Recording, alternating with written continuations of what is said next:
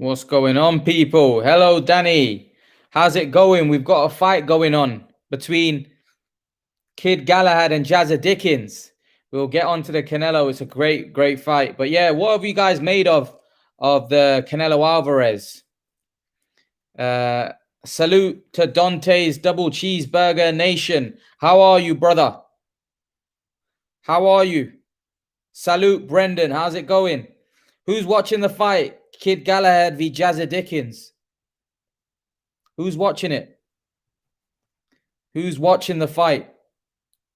Let me get the link in the chat. What's up, Martin Mendoza? I hope you're well. Good. It's a good fight. It looks like Galahad's ahead here. Let me just put the link in the chat so you guys, whoever wants to come on. Double Cheeseburger Nation, baby. Double Cheeseburger Nation. I love that name, man. Dante's Double Cheeseburger Nation. I love it. I don't mind Canelo fighting in November. He's most active fighters recently. I don't mind Canelo fighting in November either. Nothing wrong with it. As long as we get the plant fight, I'm all good with it. You know, Galahad, he's a good fighter, don't get me wrong.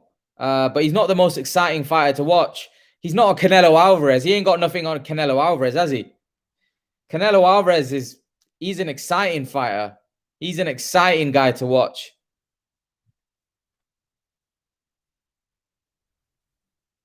He's a very exciting fighter.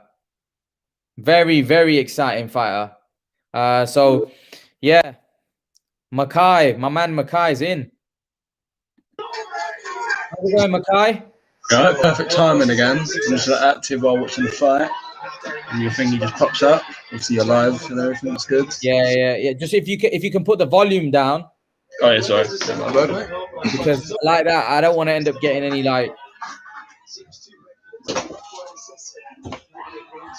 Yeah. You watching the fight as well? Hey. You watching the fight as well? Yeah. I've got the volume off, so I'm just watching it. What are you making of it so far? Yeah, it's a good fight, mate. Really good. Yeah, I think the IBF rule that there's a rehydration clause, and when Galahad was stepping in the ring, he didn't look right, did he? Like his eyes and all that. I think that's playing a little bit of an effect on him, but he's still doing really good. What have you made of the news that Canelo and Plant? It looked like they're rescheduling. Yeah, that's good. For November. Yeah, that's good. Canelo manager and trainer Reynoso saying that they're working hard on it, so I think it's going to happen. Yeah, same. I think there's a good chance. Brendan, what do you make of it? Well, I really didn't get a chance to hear a thing. I was setting up the live stream. Did you hear me? What do you make of this Canelo and Plant situation? Oh yes. Oh, I mean, is it confirmed, or I know there's been talks of renegotiations for November, but I mean, is it like a done deal? Because if so, then hey, we're back to undisputed, and that's always fantastic. So yeah, definitely, it's great. It's great, man. It's great that that it's done. It's it looks like it may be a done deal. Like from the sources, I know that they're not officially saying that, but I have a feeling there's a good chance that this fight gets done, man. Humzy 64 saying who's winning. Galahad's ahead. Galahad. Yeah, sorry. Galahad. Yeah, Galahad is ahead. I'm watching it in spurts, but yeah, it looks like Galahad's doing well, guys. Anyone want to chip in? Is Galahad doing the business?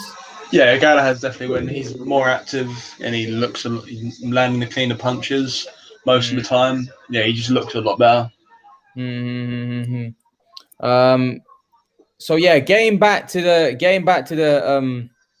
Canelo stuff. Do you think this is gonna happen then, Mackay, or do you think we're definitely gonna get a November fight with Plant? Do you reckon?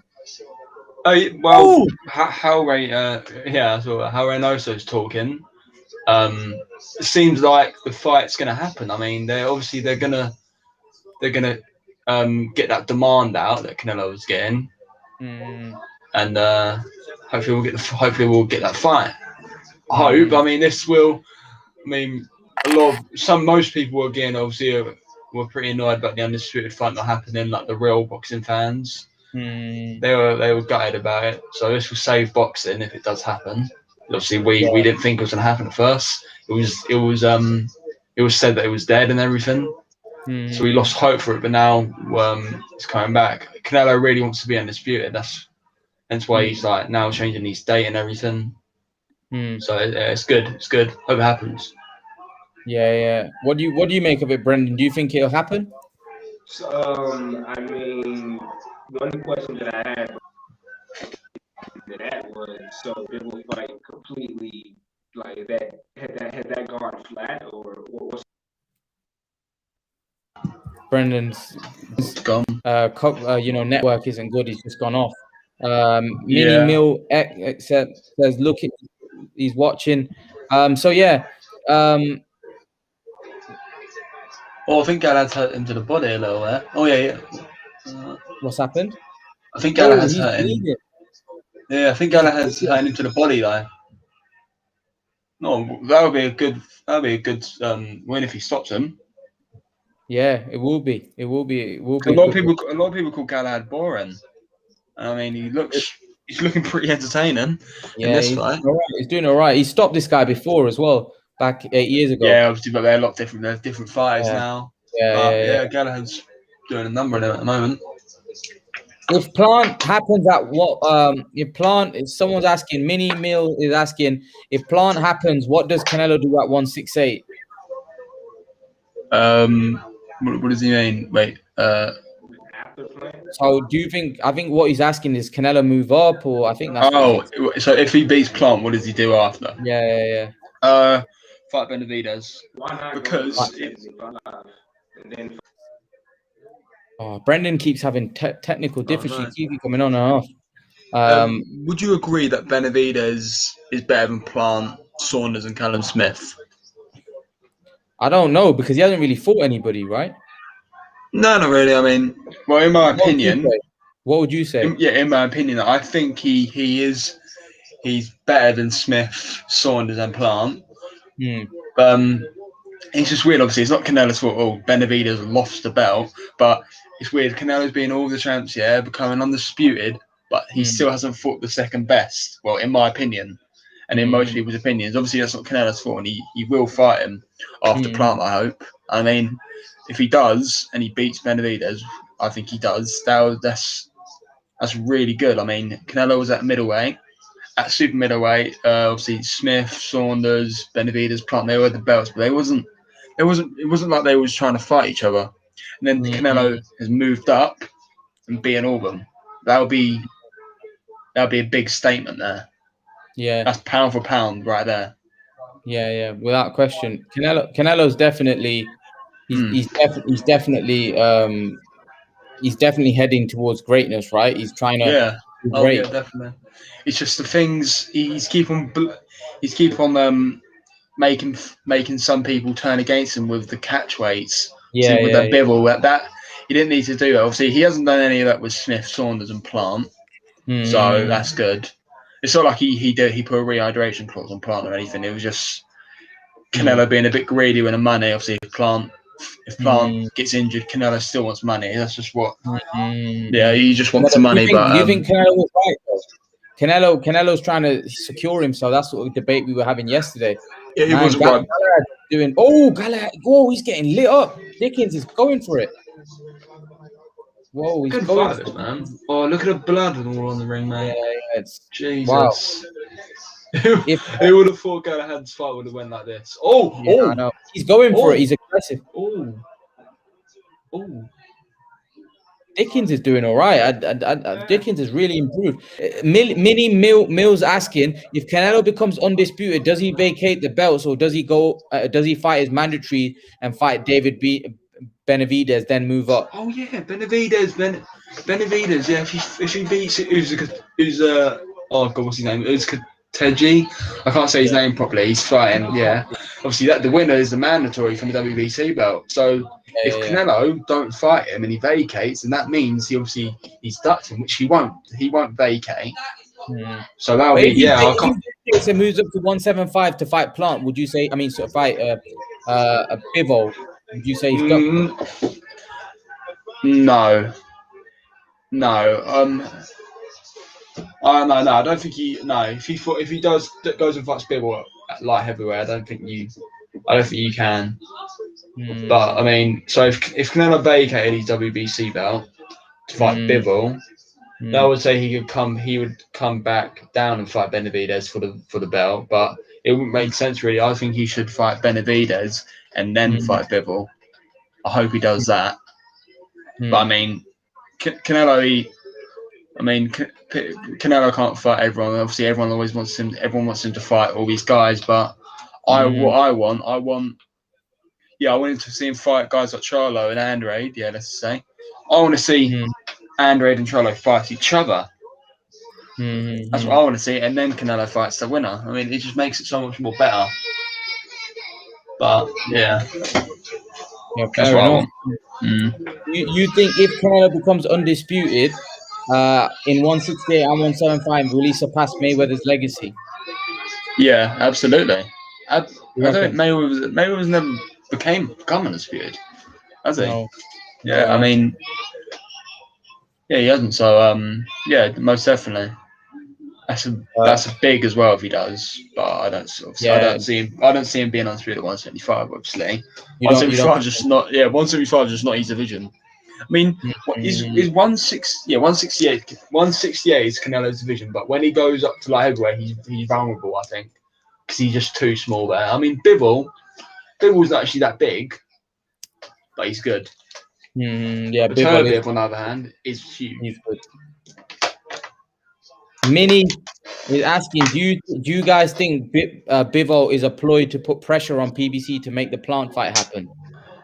A lot of people were saying that. I don't know. I mean, well, it says that Canelo is moved these days because he wants to become undisputed, so it could. We don't really know. But obviously, if that's true, it's not really a good thing that they've done that because they did excite a lot of people still. Because obviously, some people they prefer the Bivol fight over Plant. Those guys, they don't like the Plant fight. See, I know a lot of people saying Canelo he's just becoming undisputed because it's a weak division. And all that. But obviously, it wasn't weak when he wasn't in it. But then when he went in, it was interesting that. But. Yeah. So X, what's up, Donda? I hope you're well. Killing 3MX says Benavidez has nothing that Canelo wants. Yeah, that's true, but obviously he'll be mandatory, and I mean that's a fight that a lot of people want.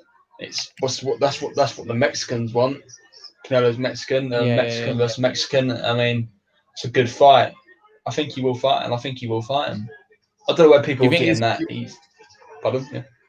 Do you think that's like a big derby, like like a Chavez when Chavez fought Canelo?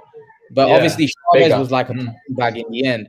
But do you think like Benavidez is more of a a more excited? They'll be more excited to see that fight.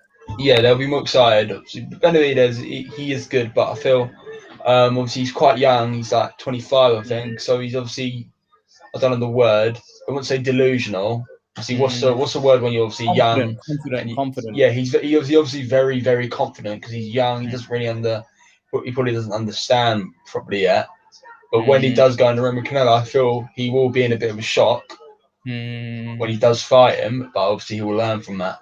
A lot of people think that Benavidez is going to give Canelo a lot of trouble. They think Benavidez is the guy. A lot of people seem to think that Benavidez is the guy. A lot of people do, yeah. But I mean, do you see Benavidez beating Canelo? No. I see him giving him a good fight for a little bit, but I mean, how you got to look at it is Benavidez. Yeah, he's got fast hands. Yeah, he's a big guy. It's just his technique's awful. He throws combos with his chin up in the air. He's very flat-footed. His body's wide open. I think Canelo will, and Benavidez, he moves in a straight line. You don't see him ever like moving about. Yeah, I mean, I think Canelo will do a number on him definitely in the later rounds. I think people are like underestimating Canelo's power. Canelo can definitely crack Benavidez. Yeah, Canelo can definitely crack Benavidez. I mean, how Benavidez fights, he's there to be hit. Yeah, he's there to be hit. He's just strong. He's just strong and fast. I mean, so these will give some problems. What's going on, Mark Wayne? I hope you're well. So Minnie says Jose Luis Castillo beat Floyd. Floyd not undefeated. Facts. Yeah, I think Castillo did beat him the first time, but Floyd gave pretty much obviously, and then he definitely won that. So that was good there. Yeah. So do you think that kind of, I don't know. Well, obviously on paper, Floyd's never lost. I know a lot of people seem to think that Castillo beat him. But for Floyd, that's a big thing that he never lost, right? He always goes on about the fact that he was undefeated, beat everybody, this, that, and the other. With Floyd, would you agree he was a bit calculated, like with his fights? Yeah. That's the downfall for it. I mean, if you look at Mayweather's resume, that's a great resume, but then you need to look at when he fought those guys. Mosley.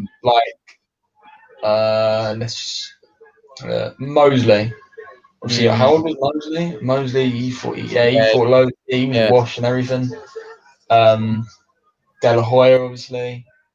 De La Hoya he was old. Yeah, definitely. They were still good. Yeah.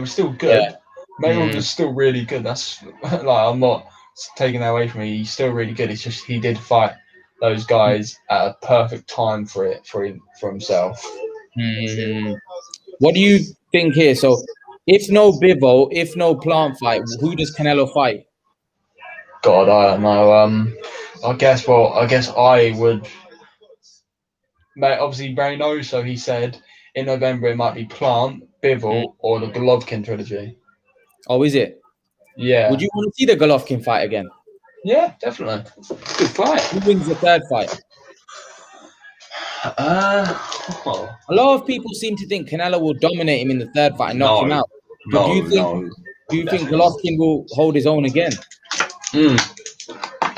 Golovkin changed his style as well. He's obviously he's had a new trainer and all that. So and Golovkin he wants that fight. I don't think Golovkin's going to be a walk in a park. No, definitely not. I mean, a lot of people are saying that. No, definitely not. That will be Canelo's hardest fight again.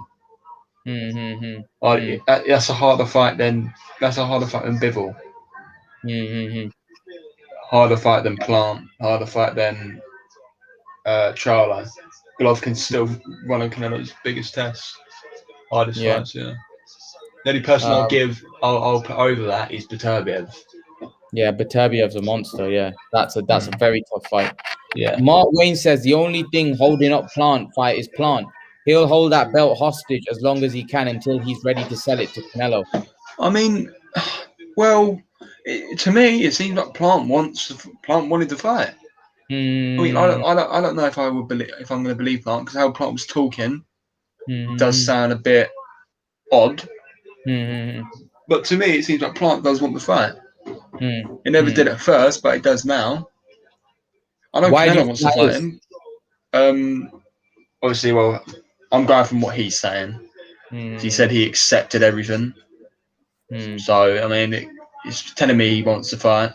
It's telling me that. Do you think it's the money, though? The money? Yeah, he knows he just get that money from elsewhere, anywhere else. Yeah, he knows I mean, it's a bit like this. Plant, he can fight Benavidez. They're both PBC. But I'm pretty sure he'd rather take Canelo. Yeah, because he gets the money with it, and he'd rather lose to Canelo and get a huge payday than get beaten by Benavidez for less money. It's a bit like that. Yeah, a bit like that. Gamo, what's going on? Can't hear you, Gamo. I can't hear you. Can't hear you, Gamo. Yeah, I can't hear you. Your connection's not. Yeah. So yeah, what we talking? So yeah, we were talking about, okay, Mini Mill says if Canelo beats David B, they're gonna say he's not young, no experience, and overrated. David B does Yeah, not have an elite trainer. How is he going to be ready for Canelo? yeah, that's true. They're going to say that. I mean, there's same said with Floyd. Actually, I mean, a lot of people thought Canelo would beat Floyd when they fought, and then see Floyd beat him, and then obviously they said Canelo was young and all that. I mean, it's true, Canelo was young, but I mean, people were saying he would win, and a lot of people are saying Benavidez wins, and a lot of people are saying Canelo is ducking him. So I don't hear no excuses when if Canelo does fight him and beats him. Gamo, what's going on? What up, man? Can you hear me now? Yeah, I can hear you now, man. I can hear you What now. up, We can man? hear Just you. tapping in from LA. I've been busy too, but just finished my workout, man. So I seen you live, so I had to hop on. Yeah, dude. I know you guys are talking about Canelo, but dude, the Pacquiao fight is 2.5 weeks away. Man, he's been looking great, man. He's been looking good. He's here to make a statement. And Spence isn't what you guys think he is. And if he is, then I'll eat my words. I'll come back here. But, you know, I've been speaking to a lot of people in the industry. Spence isn't what you think he is, man. Thurman's a better boxer overall. Spence might just be the better puncher. We've come out, Justin and Freddie have come up with a great game plan, man, to execute and dominate Spence in this fight. And Manny's here to make a statement, man. If he can get the knockout, we're going to go for it. We won't let this go to the judges. Manny wants that knockout, and he's been training for it, man. And I think he's actually going to TKO Spence in 10. Don't be surprised. Don't be surprised if he does. People are thinking Spence is just going to steamroll Pac. No way, man. Spence is going to get bruised up, man. He's going to get a lumping. Yeah, dude. Danny Garcia was not – the Danny Garcia fight was like a glorified sparring match. You know, Danny was throwing pity-patty shots. When he did hurt Spence, he didn't go in for the kill. Manny's not going to throw pity-patty shots, man. He's going in there multiple punch combinations. He's coming here to hurt Spence, man. The world is going to be shook August 21st. Yeah. Spence is, as I've been saying, Spence is in for a rude awakening, I think, as well. I mean, I've seen these like film studies and everything. I think Pacquiao might do a number on him, mate. There's a lot of Spence is very vulnerable to a lot of things, which Pacquiao's really good at exposing. People think Spence is this boogeyman. I mean, he's big. He got the size. He's just a weight bully, really. That's his biggest advantage. Taking nothing away from him. I mean, he's fought the same way since the Olympics. You know, telegraphs all of his punches. His feet are very flat-footed when he plants them. Very, very slow. Manny's going to take advantage of that. In and out. Manny's going to give a great performance, man. It's looking good. It's looking real good, man. And I do hear some things about Spence having a bad camp, you know, trying to make the weight and all of that stuff. Hey, man, Spence said he's going to be 100% for this fight, so we're taking his word. I saw a photo of him. Oh, sorry. Go on, Makai. Go on. Yeah, I was just saying, I saw a photo of him yesterday. Spence, he doesn't look that healthy, obviously, because he's been draining himself to make 147 for ages now.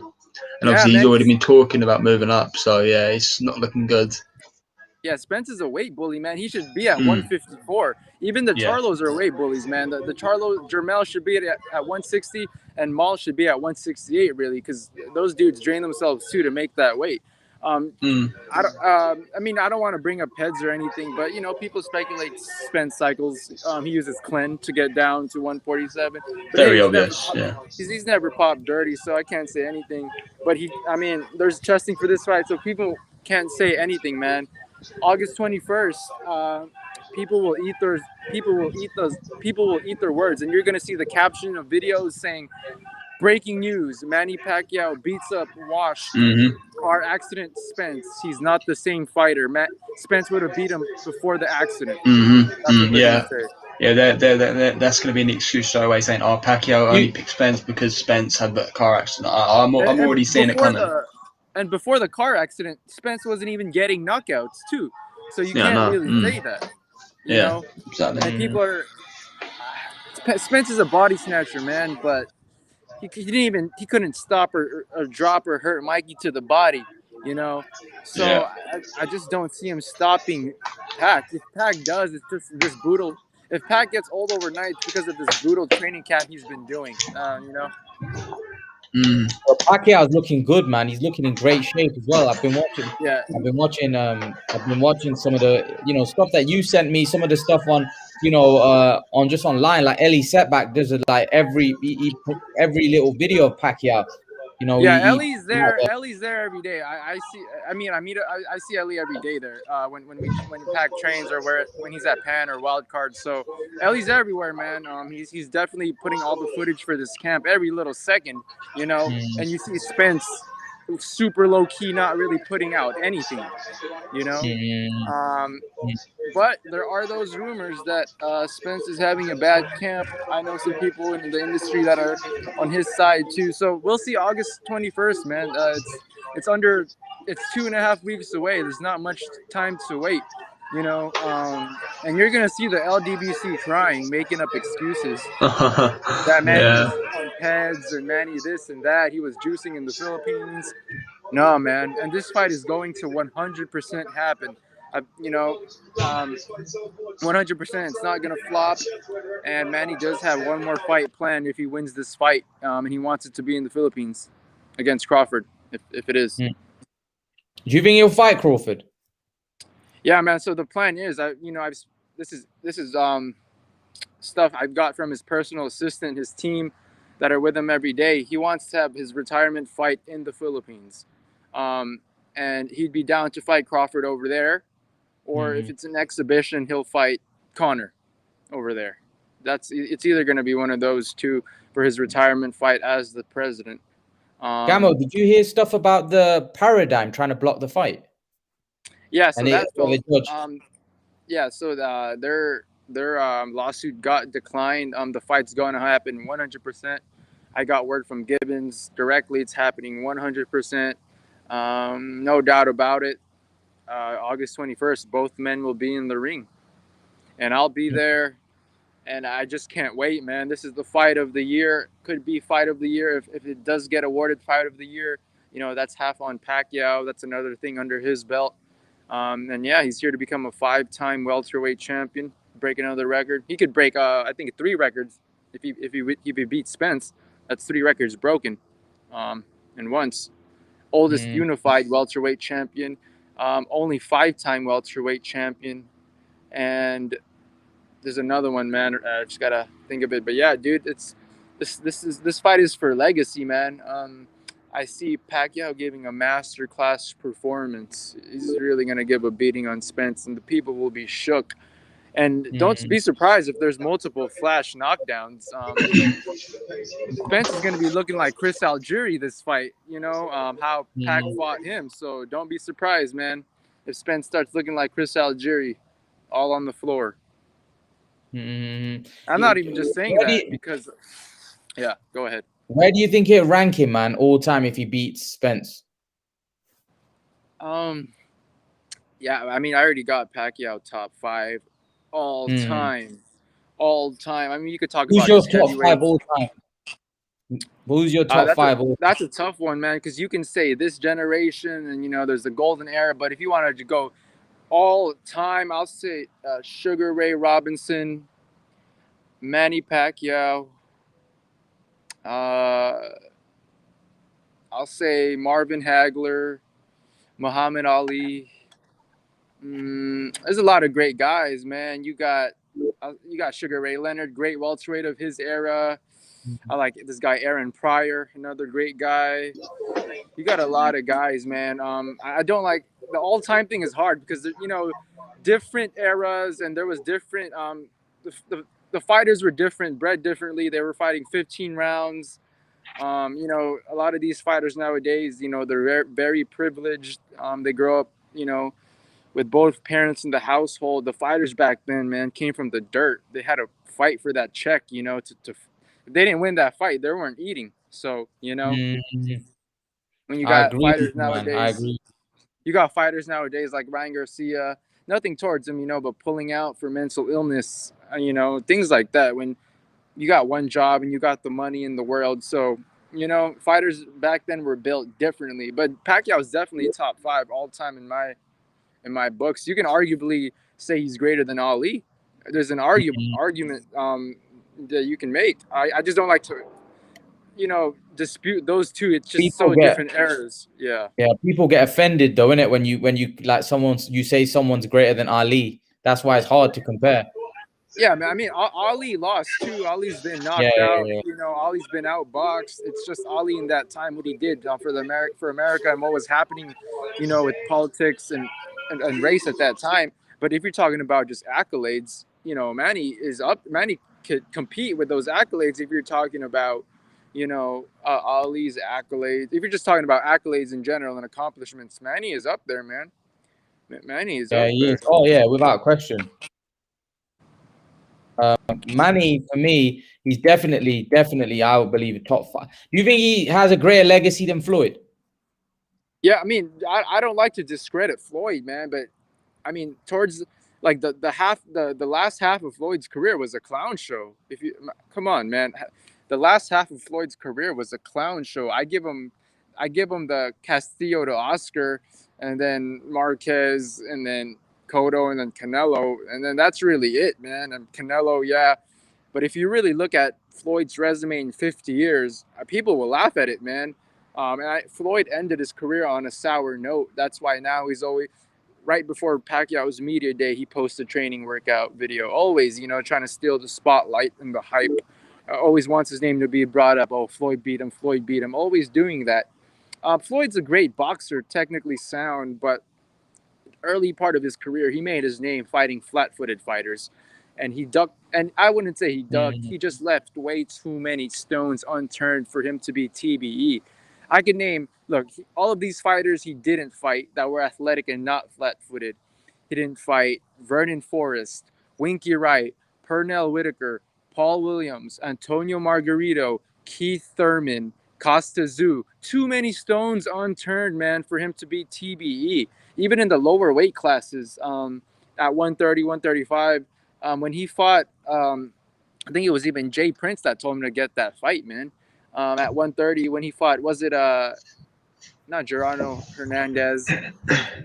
Corrales was weight drained to the max, man.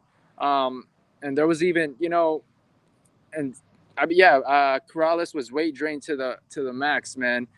That fight should have been at 135, but you know they drained him down to 130. They knew he couldn't really make it, and Floyd looked amazing. And then you give him that first Castillo fight, which he actually lost, but you know he gave him the rematch and he beat him and adjusted.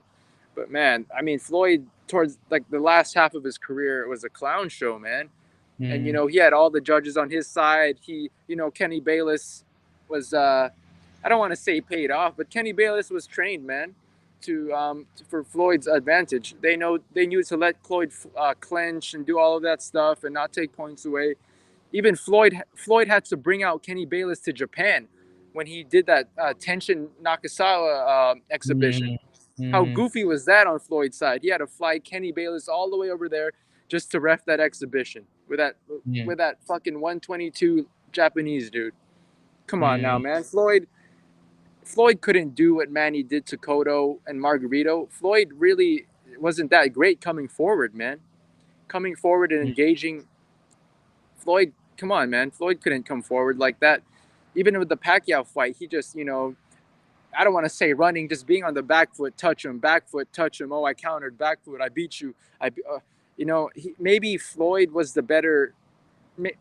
See, if you're going by legacy, are you going to judge that Floyd beat him that night, or are you going over 2 decades span? You know, so I have a lot of critique just on Floyd's career, man. He left too many stones unturned. How he handled the early parts of his career, and then he did duck Pacquiao, man. In 2009 to 15. It's just when he saw Pacquiao's run from David Diaz, right? David Diaz, and then he beats Oscar De La Hoya, and then he knocks out Ricky Hatton, and then he stops Cotto, and then he's supposed to fight him right after there. He was shook, man. He was like, dude, this is fucking high risk. Al Heyman told him, this is your legacy fight. You know, you just milk it, wait a couple more years, let this guy slow down. It's too high risk right now. This is a 50-50 fight. It's too high risk right now. After that 4-fight run Pacquiao had, Floyd was shook. So that's when they brought out all the pet allegations and all of that stuff, to discredit Pac and just throw it in the media. And Pac was down for the drug testing, man. It's just that when you draw 3 vials of blood before a fight, it's different, And people say, oh, Pac had tattoos.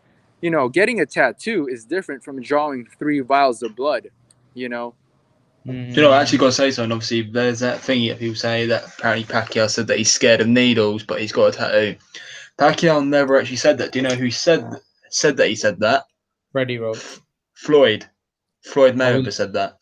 So we all know it's a lie. What Floyd said that Pacquiao said that. Yeah. That. Oh, sorry, I didn't think you did. Yeah, go ahead, man. My bad.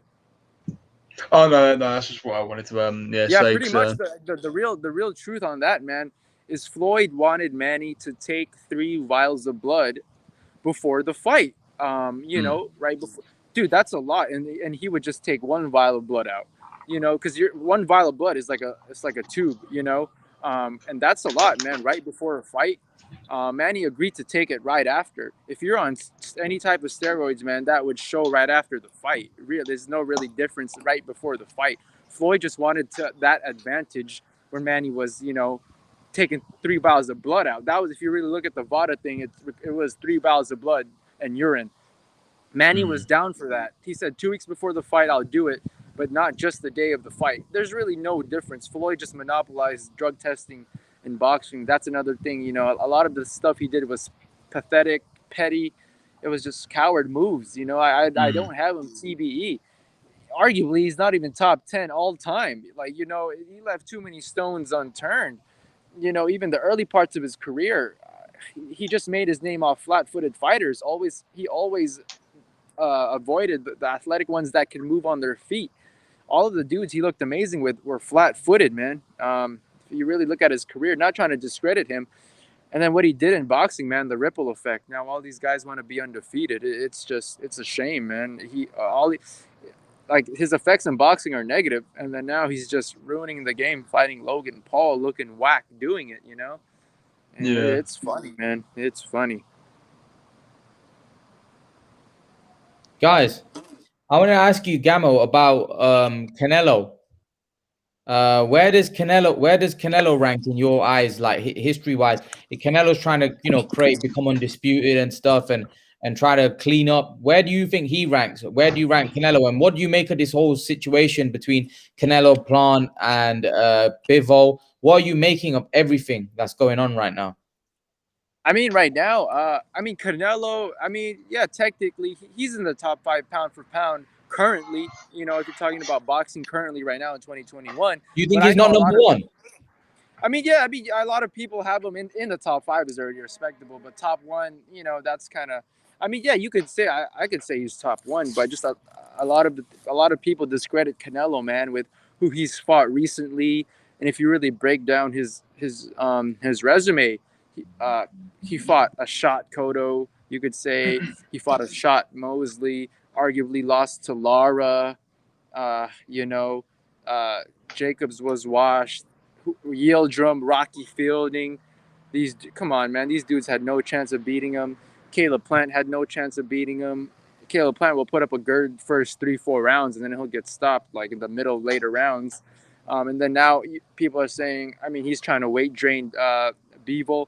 If he fights Bivol for that title, respectively, man, and for integrity of boxing, I think it should be at 175. It shouldn't be at a catch rate of 170, 172. That's like Pacquiao trying to fight Josh Taylor for undisputed, but hey, let's fight at 142 for the 140 belts. Or that's like fucking Oscar Valdez trying to fight Teofimo for undisputed at 135, but hey, let's do a catch rate of 132. Anybody could do this, That's like Jermell trying to fight Crawford for the welterweight title, but trying to have it at 149. Things like that, Keep it at that weight class if you're going to fight that dude for that title at that weight class. I just don't like 170, 172. He's asking for criticism, man. He's asking to be roasted. It should be at 170 or 172. And he can make that. But he knows if he fights him at 175, that Bivol will rehydrate upwards of 180. and he knows that's riskier. He knows Bivol's going to be more hydrated, much more fresh. He knows if he fights him at 170, 172, he's not going to rehydrate as much. So Canelo's doing those A-side advantages, which he deserves and he earned. But man, to an extent, it becomes diva-ish. It's not warrior-like. It's not warrior-like. How you got to look at it as well, like. Yeah, Canelo, he's fighting here. He's fighting good names. Well, in my opinion, like he's fighting Saunders is a good fighter. He's fighting champs and all that. But you need to run like he's like when he fought Jacobs, he put a rehydration clause and he put on Kovalev. Like he's using all these diva demands, and it just makes like downgrade for him a little. Like he's a really good fighter. I don't know why he has to use all those things. And I mean, it started happening. Obviously, with the Mosley fight, I'm not going to give him any crap for the Mosley fight. Canelo was insanely young, and he fought, and it was a good win for him. And he fought Trout, Lara. Obviously, those were close fights. I thought he lost to Lara, of course, but like he started using those diva demands after the Cotto fight. I feel, and a lot of people discredit him already for using clenbuterol to cut fat. I mean, that is a PED, but you cycle that. But he's been doing too much diva stuff lately, man. And in the Kovalev fight, Kovalev was washed, arguably took a dive, so it's just like in recent times, who has he fought in their prime that has a 50-50 chance of beating him? When was his last 50-50 fight? To be honest, I mean, Golovkin. Golovkin. Golovkin. That's probably it. And I mean, is that down to the fact that Canelo's so good, or the fact that there's no competition? Well, Golovkin called him out, right? I think people are still saying he's ducking Golovkin for this trilogy. Golovkin wants him now, and he's still not entertaining it. So. So, Stephen, I'm pretty sure you just heard what we've been saying there. Firstly, Gamo's predicting that Pacquiao's going to stop Spence in 10 rounds. Right? He said Pacquiao's looking unbelievable. Yeah, he's looking. Wow, man. Spence is going to get put out by Pacquiao in 10 rounds. And also, he's saying that Canelo. He's a great fighter, but he feels that Canelo is got his divish demands. Your thoughts to what Gamo's saying there? Well, I mean, I think Gamo's pretty much on point when it comes to Canelo. I think it goes back to what we were saying yesterday. I mean, Floyd Mayweather has kind of made boxing kind of a show rather than a sport, where the top dog always gets his wishes. And so for those reasons, that's why I'm not gonna, say who's the best of all times, this, that, and the third until after the career is finished. That way you can have a clean slate and you can have a way to evaluate them. Now, as far as Manny Pacquiao, listen, I'm the biggest Pac-Man fan out there. He may be looking good and on the pass and everything, but you remember what Bruce Lee said. He said, "Bars don't hit back. They don't hit back." But August 21st or whenever it is, he gonna be in there with a young savage, with a young killer looking to take his. It's just like in the animal kingdom. You can look at boxing, and you can look at boxing the same way you look at the animal kingdom. You had the old school alpha lion, ruling the pride, and then you had that young up and coming lion to come and challenge him. Will would Manny Pacquiao be able to hold him off and keep his pride? I don't know. We had to see. But I ain't gonna, I definitely can't count him out. I mean, I ain't counting Spence out, and I ain't counting Pac-Man out. I'm saying the facts and everything, all this, all the physical attributes are leaning towards Spence with the strength and. Why can't you count him out though, Stephen? Because to be honest with you, not most people when I say most people, there's a lot of people that have an affection to Pacquiao. So some people will say, well, oh, you know, Pacquiao's gonna win because they're being biased because they have an affection. Like myself, like Gamo, we have an affection, and yourself, and many others. I know you like Spence as well, Stephen. But the fact is that some people have an affection. Do you think the people that are saying the stuff about Manny Pacquiao and him having a chance in terms of he's going to stop him, he's going to do this, that, and the other, do you think it's the affection, or do you think they actually believe it? And secondly, do you actually think that, do you actually give Manny a shot in this fight? Do you actually think, you know what? No, Manny can do this? Because I've spoken to people. I was speaking to somebody today that I haven't spoke to about the fight, and he said that Manny Pacquiao can win this. He can. There's no doubt about it. He's dangerous for Spence even now. What's your actual opinion? What do you actually think? You know what? It's nothing wrong with, you know, having a sentimental attachment to your fighters. We all do. I mean, there's nothing wrong with that. I think by and large, most of the people saying that are saying that because we simply love Manny Pacquiao. We love him. It's just like if your brother, you know, if your brother was going to a fight, you always gonna root for your brother. He may be in there with Gervonta Tank Davis. I mean, you know he's gonna win, but you feel in your heart he's gonna win because you have that sentimental attachment to him that you can't see. Okay, but as far as you know, Manny Pacquiao count Manny Pacquiao out? Hell no, you can't. He's Manny he's Manny Pacquiao. That dude's done incredible things in the ring. He's just been a tremendous warrior for the sport, and he's been the, you know, like I said before on this platform, time and time again, he's the greatest fighter that we've seen the last 25 years over everybody. So no, you can't, you know, you can't count him out. But I just don't. Oh, my bad. Go ahead. Yeah, and just taking emotion and attachment away from it. Manny's been looking good in sparring, man. When he first landed in the U.S., he was doing 4 rounds like the first couple of days, and then he upped it to 6, and then the last 2 weeks it's been 10 rounds of sparring, man, with 3 guys, and he's been upping the intensity, man. He dropped a couple of his sparring partners before his media workout. Yeah, he's been looking sharp in sparring, man. And these dudes he's sparring are 154-pounders, man. Maurice Victorious Lee, he sparred with Floyd. Alexis Rocha, another tough dude. And Giovanni, and another dude from Chicago. These dudes have similar styles to Spence. If you watch them, long, rangy jab, keeping it in Manny's face. And Manny's been adjusting. They're southpaws too. You know, he's been working for this in the gym, man. He's been sparring 10 rounds intense the last 2 weeks, man. And these sparring partners have been giving him no work, real work, man. Manny had a black eye, I think it was last week, you know. So he's been going in there, man, in that dungeon working. I know Spence is working too. He's back with Blu-ray Fitness, getting that strength and conditioning up. But, man, Manny's here for the knockout. And what do you guys make of that leaked sparring footage of Spence? I don't know if you guys saw it. He looked awful. He was getting hit a lot, man. I want to ask very easily.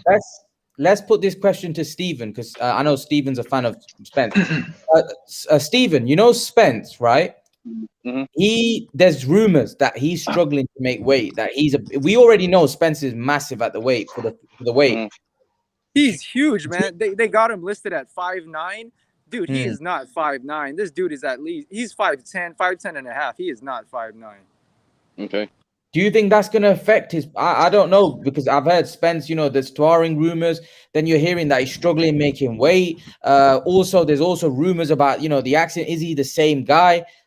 What do you think, Stephen? Well, he came back and showed you against Danny Garcia that he was the same guy. He looked, you know, some people were saying Danny Garcia didn't do what he was supposed to, even though now I don't think you can use that as an excuse, because he came back and beat Danny Garcia quite, in my opinion, washed him really. And let me just say something real quick about sparring. You know, it's quite possible that he could have got outworked in sparring, but that's what sparring is for. Sparring is not. It's not a fight in itself. It's to, you know, it's still sharpening iron. Yeah, that's what sparring is. So I don't ever get overwhelmed and everything. And I'm gonna say this too. I'm a Spence fan, but I'm also a mini Pac-Man Pacquiao. I'm a boxing fan, so I Mm. don't have an allegiance to any one person in particular. Mm. I'm just saying that when I hear people saying, "Oh, he looked bad," this, that, and the third. Well, I mean, sparring. If you ain't getting no real work in sparring, you ain't learning nothing. It's Mm. not. That's not the fight itself. The fight itself is going to be on August, whenever it is. Yeah. Mm. So, but as far as him, draining himself to make I mean, he's been at 140. He's never been at another weight class. Mm. So this is what he's used to. This is what he's accustomed to. When he's and I heard him say that he's gonna move up soon, but he's not at 154 yet. So he's okay. I think he'll be okay. Many will be okay. Bernie Mac is saying that he felt Porter beat Errol Spence. Your take on that, guys? No, I don't think he beat him. It was a close fight. It was a close fight. Man, He didn't beat him. Spence versus Porter was as close as Pacquiao versus Thurman. Yeah. Without that knockdown, I would say Pacquiao won that clearly against Thurman. clearly won that. I mean, yeah, you could, but it was arguably I close. don't say that. Did you have Thurman winning that then? No, I ain't saying Thurman won it. I'm saying it wasn't. He didn't clearly win. Look, man. What I mean is that it was a close fight. You're right, but he clearly won in the sense nobody had Thurman winning that fight. Yeah.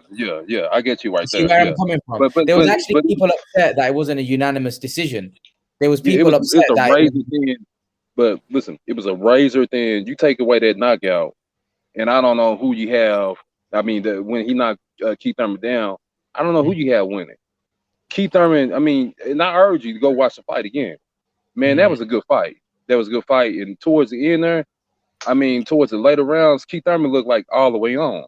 Same with the Spence fight. If you take away that when he knocked Sean Porter down, I don't know if Spence won that fight. I would even venture to say that if you take away the knockdown, I think Spence, would have lost the fight. Yeah, I had it a draw, man. Without the Porter knockdown, I had it Porter winning or a draw. I had Porter winning by 1 round or a draw. It was close, man. They went life and death. So, Manny's gonna apply more pressure than that, way more pressure than that, and it's gonna be tactical aggression. I don't think he's gonna apply more pressure though. He's not really a pressure fighter, Manny, is he? He's more a pressure fighter. He's more of a more of a guy that lets his hand, like he's more of a combination puncher. He likes to use his speed and move and does a lot of things. Hey, he just does a bit of everything. Yeah, exactly. Pacquiao's style has changed throughout. Now this is the final stage of Pacquiao's style. This is the boxing wizard style. Pacquiao has 4 styles. It was the early no fear, and then the prime eye of the tiger, and then the Senator Pacquiao style. Now this is the boxing wizard. His style has changed throughout the years. I'm a huge fan of Errol the Truth Spence, man. Represented us in the Olympics in 2012. Great body snatcher, but man, Manny Pacquiao's style is all wrong for him. And right now Errol Spence sees Manny Pacquiao just as he looks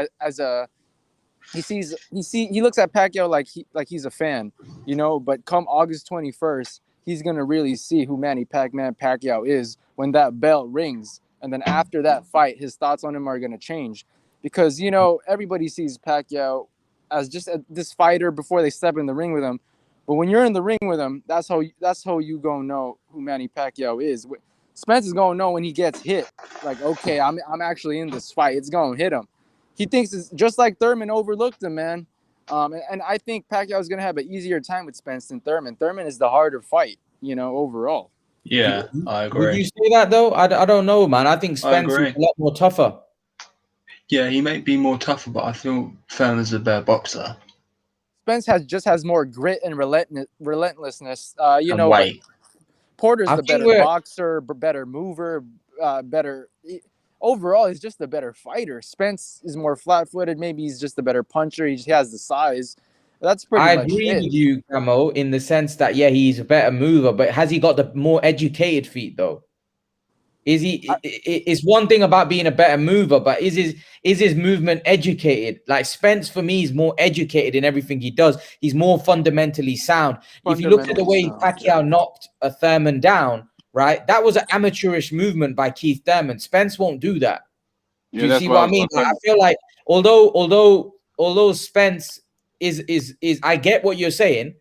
I think Spence is more fundamentally sound than Keith Thurman.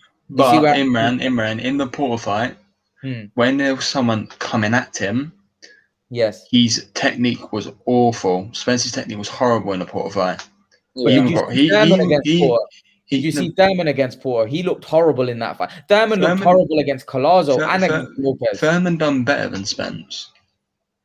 You know what I listen, man, listen. Anybody's gonna look bad against Porter because Porter he fights like a dog from round 1 to round 12. And so anybody gonna look like a world beater when it comes. But what Imran is saying, he said exactly what I was gonna say, but he said it before I said it. Listen, man, it's something to be said about fundamentals. If you look at Spence and you look at the way he operates in that ring, man, it's nothing short of beautiful. The way he cuts off the ring, the way he applies pressure, the way then he got a granite chin. You know, listen, I'm 42 years old. I'm the same age as Manny Pacquiao. As a matter of fact, my birthday is the day before his. I would love to see Manny Pacquiao pull this off. Listen, I would love to see it. But you can't negate the physical ability of Spence. He's the best welterweight out there in the class for a reason. I mean, I think again, this was Bob. Yeah, I think someone's calling him. Yeah, what's that noise? What is that? I think maybe someone's calling Steven. Yeah, but yeah, man. I mean, you can't neglect to realize that fundamentals they always trump. Just look at basketball. Tim Duncan, he's a world-renowned basketball player because he was fundamentally sound. Akeem Olajuwon. The fundamentals always trump just if you apply them well. They always trump just raw talent. I don't think Keith Thurman would beat Errol Spence. I think Spence would stop him, to be honest. Don't you think? You think Keith Thurman, Gamo, Mackay, do you think Keith Thurman beats Errol Spence? Well, it depends on which Keith Thurman. I mean, Keith Thurman now, I don't know. I mean, Keith Thurman, Pacquiao, he's a special fighter. But Thurman, he's been gaining weight, like he's been surgery and all that. He says, I like Thurman, man. It's just I don't really know, to be honest now. Yeah, if win or lose against Pac-Man, I still want to see Thurman fight Spence. I think that's a PVC fight that could get great viewership. I've actually been wanting to see that fight since 2017 when Spence first got a belt. If they fought then, I would have gave Thurman the edge. But right now, Spence is a little bit fresher. I'll give the edge to Spence just because of the body snatching, and Thurman is weak to the body. But what Steven was bringing up about Spence is great, man. Very fundamentally sound. He's really good. He's a good fighter, but is he great? We're gonna find out August 21st. Because to beat Pacquiao, you got to be great. Spence is good. He does everything right, nothing wrong. But he doesn't do anything special. To beat Pacquiao, you got to be great, special. So we'll see August 21st. We'll see, absolutely. We'll see. And I mentioned the Porter fight, obviously about Spence's technique because Porter, he doesn't remind me of Pacquiao, but like he does put pressure, and Pacquiao does put pressure as well. Pacquiao's got the footwork. Every time Spence throws, makes a mistake, Pacquiao is going to counter him and punish him for it. And Spence's technique isn't going to be great in this fight. He's going to look very sloppy. Man. Pacquiao's going to make him look very bad. If you watch film study on Spence, dude, you'll see you'll be like, man, this dude isn't what I thought what he is. Like if you really watch film study on Spence. Like, watch his last 4 or 5 fights, man, in his Olympic fights when he lost to those southpaws. You'll see, man. He does a lot of things. He does a lot of holes in his game. He plants his feet way too wide. It's a big one. But you know one thing about Spence I dislike a lot, man? He throws a lot of low blows. If you watch like his previous fights, all of his fights, man, he throws a lot of low blows, man. Like when he gets frustrated, like he threw a lot of low blows against Spence. I mean, against Porter, man. Look at that round 4. Do you know why? Because Porter wasn't a punching bag for him. Porter was throwing back. Porter was putting the pressure on him. And when Spence can't handle things like that, he goes to the nuts, which he's definitely going to try against Pacquiao. He's definitely going to do it against Pacquiao. So Makai, you telling me that Errol Spence was deliberately punching? Yes. John Porter. Yes. Yeah, look at that. Yes, he was. That's part of the game, man. Being dirty is part of the game. There's nothing wrong with that. No, but I can't. What? No, you can't. No, that's not good. Spence, So didn't Maidana do that to Floyd? But Spence, he had the audacity to call Porter a dirty fighter, and then he was a dirty fighter. Yeah, man. It doesn't make sense. And Maidana, he's a dirty fighter. Maidana is a dirty fighter.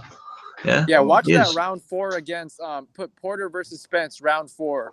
You know, you just watch that whole round, dude. Even the fights before that, you know, Spence throws a lot of low blows, man. Like in every fight, he throws a couple, and I don't like you know what? We'll see August 21st, man. We'll see. What do you think, Steven? Spence a dirty fighter? He's not a dirty fighter. I don't think he's a dirty. But when has he thrown low blows? Did he throw low blows against Kell Brook? Did he throw low blows against Mikey Garcia? I don't know. Maybe it was just Porter's rough and tough, horrible style made Spence like that. Yeah, he's a short guy. I mean, I don't even be knowing how to come back and how to respond to some of this stuff sometimes. It's just because I think you got to do what you got to do inside a boxing ring. Only the fittest survive in the boxing ring, man. You gotta be dirty sometimes in a boxing ring to gain respect. When it gets tough, he gets dirty. Yeah, that's what it is. That's boxing, man. Boxing isn't there. It's not an easy game, is it? It's tough. I feel like being dirty is part and parcel of boxing. Many fighters are dirty. Andre Ward, look how successful he was. He was also not cleanest fighter, was he? Oh man, he was dirty too. Low blows, a lot of clinching. So what I'm saying is, everyone's like that. You know. I mean, there's clean fighters. Like Thurman's a clean fighter. That's one thing I respect about Thurman. He is a clean fighter. You know. Yeah. There's a lot of clean fighters. But like I said, man, like look, you know, Maidana was dirty, but Maidana was very successful and he was very loved. Nobody even ever talked about Maidana being dirty. I'm pretty sure he did when he fought Floyd. A lot of people done that. I don't know because a lot of people don't like Floyd, so I think they only pick it up when it's you know somebody that one of their Timothy Bradley was dirty. It's just bias, of course. I mean, I'm not being biased. I mean, believe it or not, I do like Errol Spence, but I'm pointing out the obvious things. I do like him. I mean, if you watch like any of his last 5 fights, dude, you'll watch the whole fight. You'll see at least a couple low blows. Like, yeah, I've seen all his fights. I've seen every fight he's fought in recent memory. I just don't see him as being a dirty fighter like that. You know, he ain't better being. He ain't just what's Andrew Galahad. Now Andrew Galahad, he threw low blows to the nuts. He was a nut hutter. You know, even Bradley was dirty. He used to come with his head a lot. Yeah, Bradley was dirty. You know, those are dirty fighters. Those ones, you know, to me, Bernard Hopkins, he was kind of dirty. You know, it's just in the core fight. If you in the midst of it, if you in the midst of battle and you throwing them things, you probably gonna get hit with a low blow because you swinging them things. Oh yeah, no, absolutely. It's just in the Porter fight. It just looked like he was doing it purposely. It looked like he was doing it on purpose because he hit him there a lot. It looked like he was staring at himself doing it. It looked very obvious that he was doing it on purpose. But I mean, we don't know. He done it a lot. Yeah, but I mean, maybe he didn't do it on purpose, but he just looked like it. I'm not sure. I'm not. To be honest, Yeah, Donda says Josh Taylor was dirty in that Ramirez fight. Was he? I don't know. I don't know. Was he? I can't really remember. Taylor, he is a bit slow with things. I mean, not Yeah, no dirty. clothes. Yeah, he is. He's definitely slow with things. I mean, he done it with Prograde in the last round. Josh Taylor fought a beautiful fight. He outboxed Ramirez. He pulled out that L the hard-earned way. It wasn't no dirty fight. Absolutely.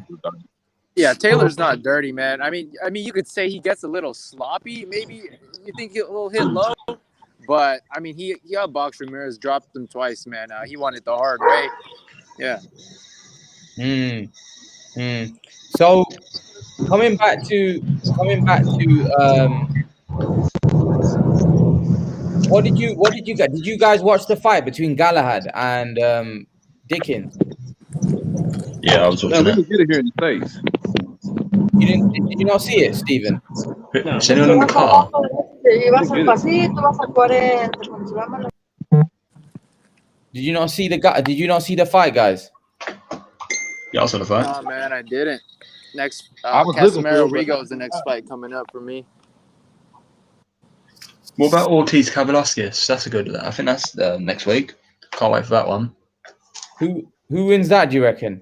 Ortiz is going to put a number on him, and then he's going to call Crawford out. This is why he's fighting Kavaliauskas, because Crawford told him to fight Kavaliauskas to earn it, and that's exactly what he's doing. Ortiz is chasing Crawford. I love to see it. That's a good fight, man. Bob Arum is talking about a fight between Crawford and Josh Taylor. Who wins that, guys? Crawford. Yeah, Bud will stop him, man. Bud will stop him in like 10 for sure. Obviously, you know who I pick, Emran. Who you picking? I pick Taylor. I pick Taylor to win that fight. Yeah, Taylor will win that fight. A lot of people obviously think Crawford's. I mean, especially Eric. He says obviously Crawford's going to win. A lot of people don't think Taylor has a chance, but I mean, how do people see that? I don't really get it. How do people see that? Ask Stephen. He's picking Crawford. Ask Gamo. I'm picking Crawford, man. Crawford's a gangster. He been doing it. He been putting dudes on their back since early 2000s. Well, the mid 2000s. I'm gonna have to roll with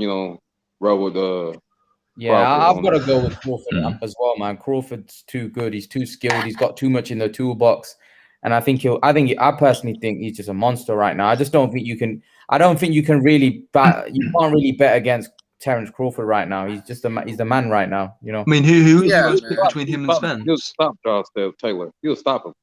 Yeah, he'll stop him, man. He's too. I mean, the only thing suspect maybe is his chin a little bit. But other than that, he's way too technical for Taylor, man.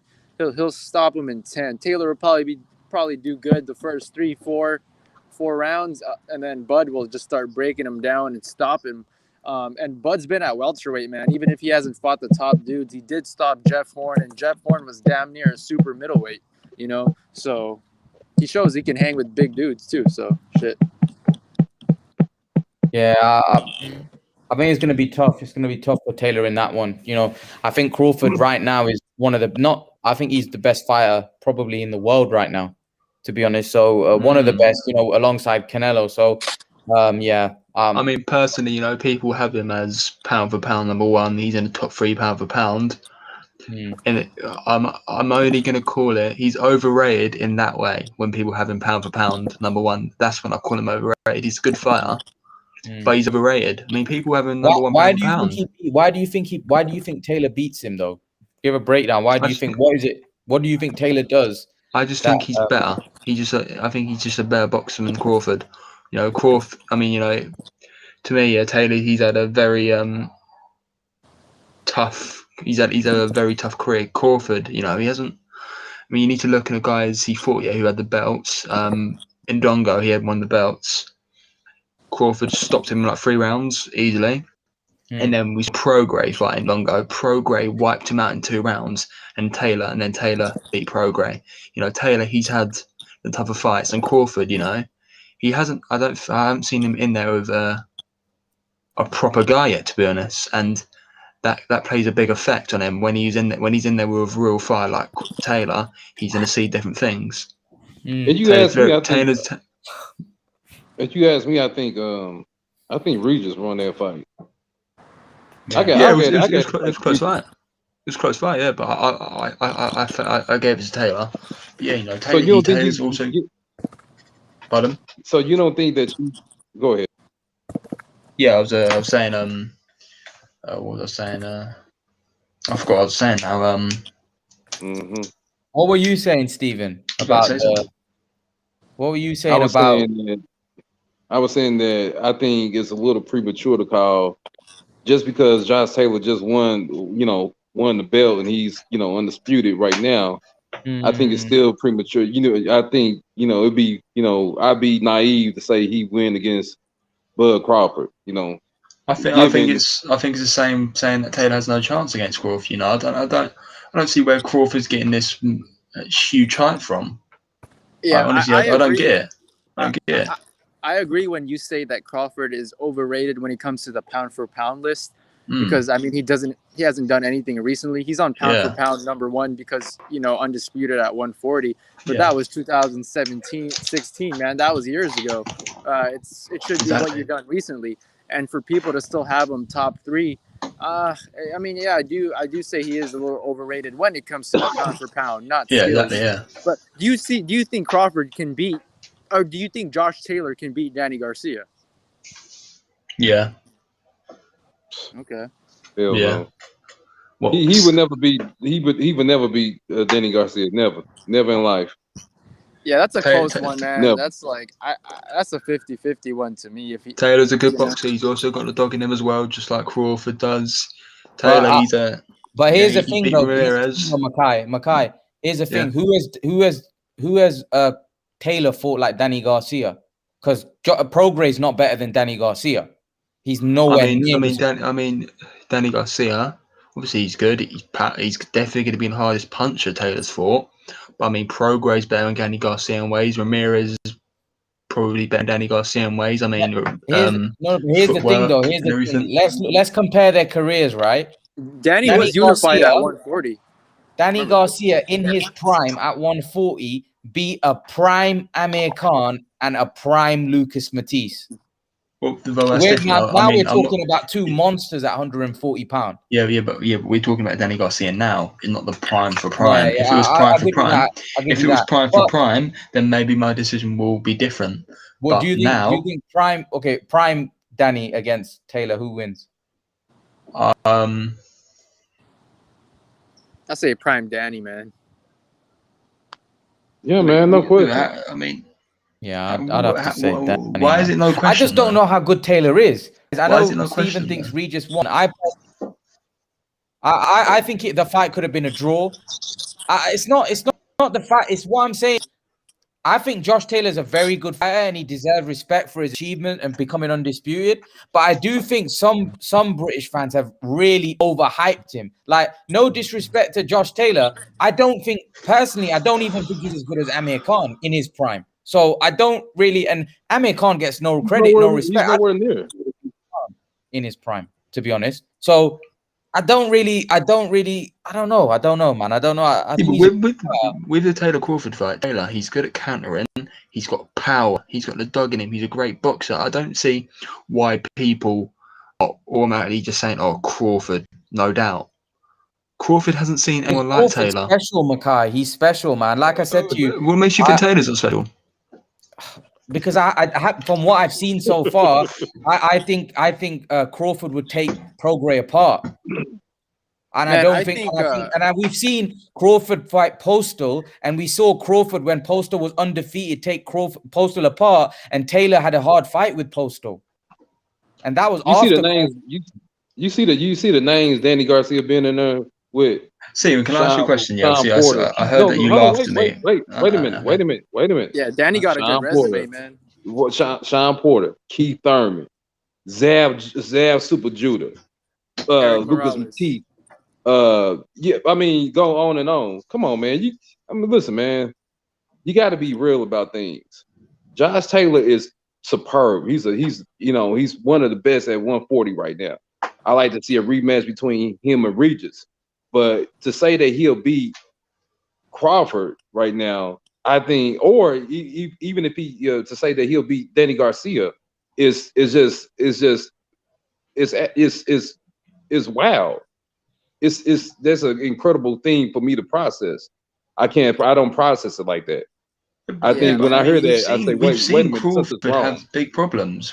We saw Crawford have problems with Kavaliaus. I mean, Kavaliaus was literally basically winning the fight. He even put Crawford on his ass. How many times has Crawford lost? Crawford's not like this. Okay, I asked you a question. How many times has he lost? He hasn't lost, but has Taylor lost? Okay.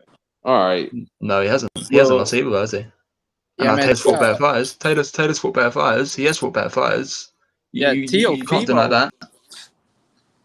Teofimo wants to move up to 140 and challenge. I wouldn't say I would disagree, Makai, that Taylor hasn't fought better fighters. He's fought more fighters in their prime. And a lot of those guys that Taylor's fought are not proven. Do you see what I mean? Because they're not proven, really. Let's be honest. A lot of those guys, that Prograis is not really proven. We don't know how good Prograis is, really. Let's be honest. He hasn't really. Who's Prograis fought apart from Taylor? But how you got to look at it is this. Right. We're talking about Crawford's run and Taylor's run at super lightweight. Right. One of the guys, in Ndongo, as I've just said, Crawford beat Ndongo in 3 rounds. Prograis dismantled him in 2 rounds. That just proved that Ndongo was never really all that special. And then Taylor beat Prograis. I mean, I'm just talking. It doesn't mean that Taylor would beat Crawford. Obviously, I still think that, but it's a factor. It's just a factor. No, but you know what? For people to not give Taylor a chance I think that's a bit ridiculous, to be honest. When we've seen Crawford have problems as well. Thinks Crawford is special from what they see. He is special. So Taylor, I think. I mean, I know Stephen disagrees that Taylor's special. I'm not saying Taylor's not good. Taylor's good. Oh no. I'm talking about Stephen. So I think he laughed when I said Taylor's special. I think he did. No, I didn't. And you know what, man? I respect your opinion too. I want to say that. You know, I don't ever want to come off as, I'm disregarding what you say and everything, because you be on here, you be kicking some facts, man. You know boxing, and I respect you. And I apologize if I laugh when because Josh Taylor is special. No, Josh is good, man. But just if he wants to move up and fight Crawford, I think it's a bad idea. I think he could compete and beat the likes of like an Adrian Granados, maybe an Adrian Broner, but a Terrence Crawford, nah, man. I think he'll get stopped. See, a lot of the time, sometimes we can look at like Eric here says, Eric makes a point. And Eric makes a point here, which I totally agree with, even though taking my bias hat off, right? Eric goes here. Agree, Khan fought everyone and got some L's because he is a better fighter than Taylor and a lot of other guys at 140s and around, right? If you look at what Eric is saying, he's bang on. That Khan got L's against some really top dudes. So sometimes we can look at Khan and think, oh, well, he was terrible because he lost to Canelo and he lost to those guys. But when you look at some of the guys that Khan lost to, would Taylor have beaten those guys? He wouldn't have beaten Canelo. Would he have beaten Danny Garcia? I personally, in his prime, no. So this is what I'm saying. When you look at the era that Taylor's fighting in, yes, he's better than Crawford's resume. I agree at 140. But if you put Taylor in the era that Khan was there, when it was Khan, Matisse, Peterson, Judah, Danny Garcia, Timothy Bradley, Devin Alexander, Stephen. I don't see Taylor becoming undisputed if they were in there.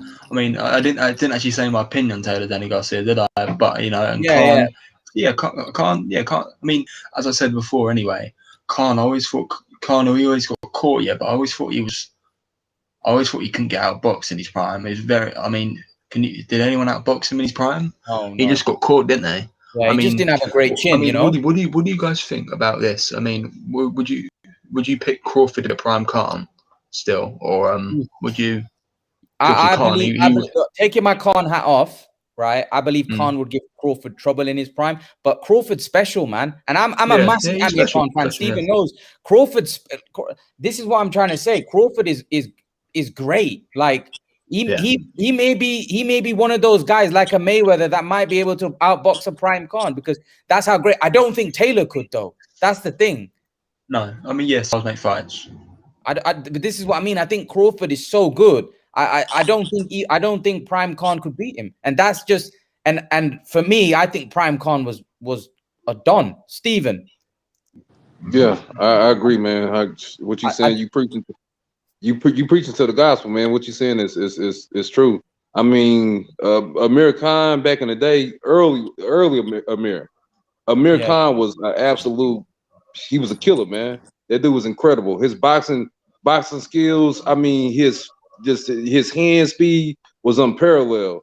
But even given that, I probably would have to. If a prime Crawford, a prime Amir Khan, I'm gonna roll with Crawford. And he's got better boxing IQ. He's got better. Stephen, Crawford's got better boxing IQ. He's just a more intelligent fighter, a more intelligent boxer than Khan. Full stop. Yeah. And I love Amir Khan, but the fact is, the truth is the truth. Crawford is so special. Now, Taylor, for example, I don't think Taylor is as versatile as Crawford. He's tough, he's rugged, and he's got a better chin than Khan, and he's got a little bit of power. But the thing is, Crawford is so good. He's so intelligent. I know that his resume is not great, right? But this is a guy at a very, very high level. Very, very high level. He might not get credit. But I think when he was to fight someone like Taylor, someone that people think is credible, I think you'll realize how good Terence Crawford is. I don't think he gets it. I believe right now Crawford would beat Danny Garcia comfortably. I think he'd do what Spence did to him. I think he'd do what Spence did to him, to be honest. I think Crawford is on a different level. Crawford would do better than Spence because Crawford's a lot more better than Spence on his feet. And maybe I'm underestimating Crawford's power.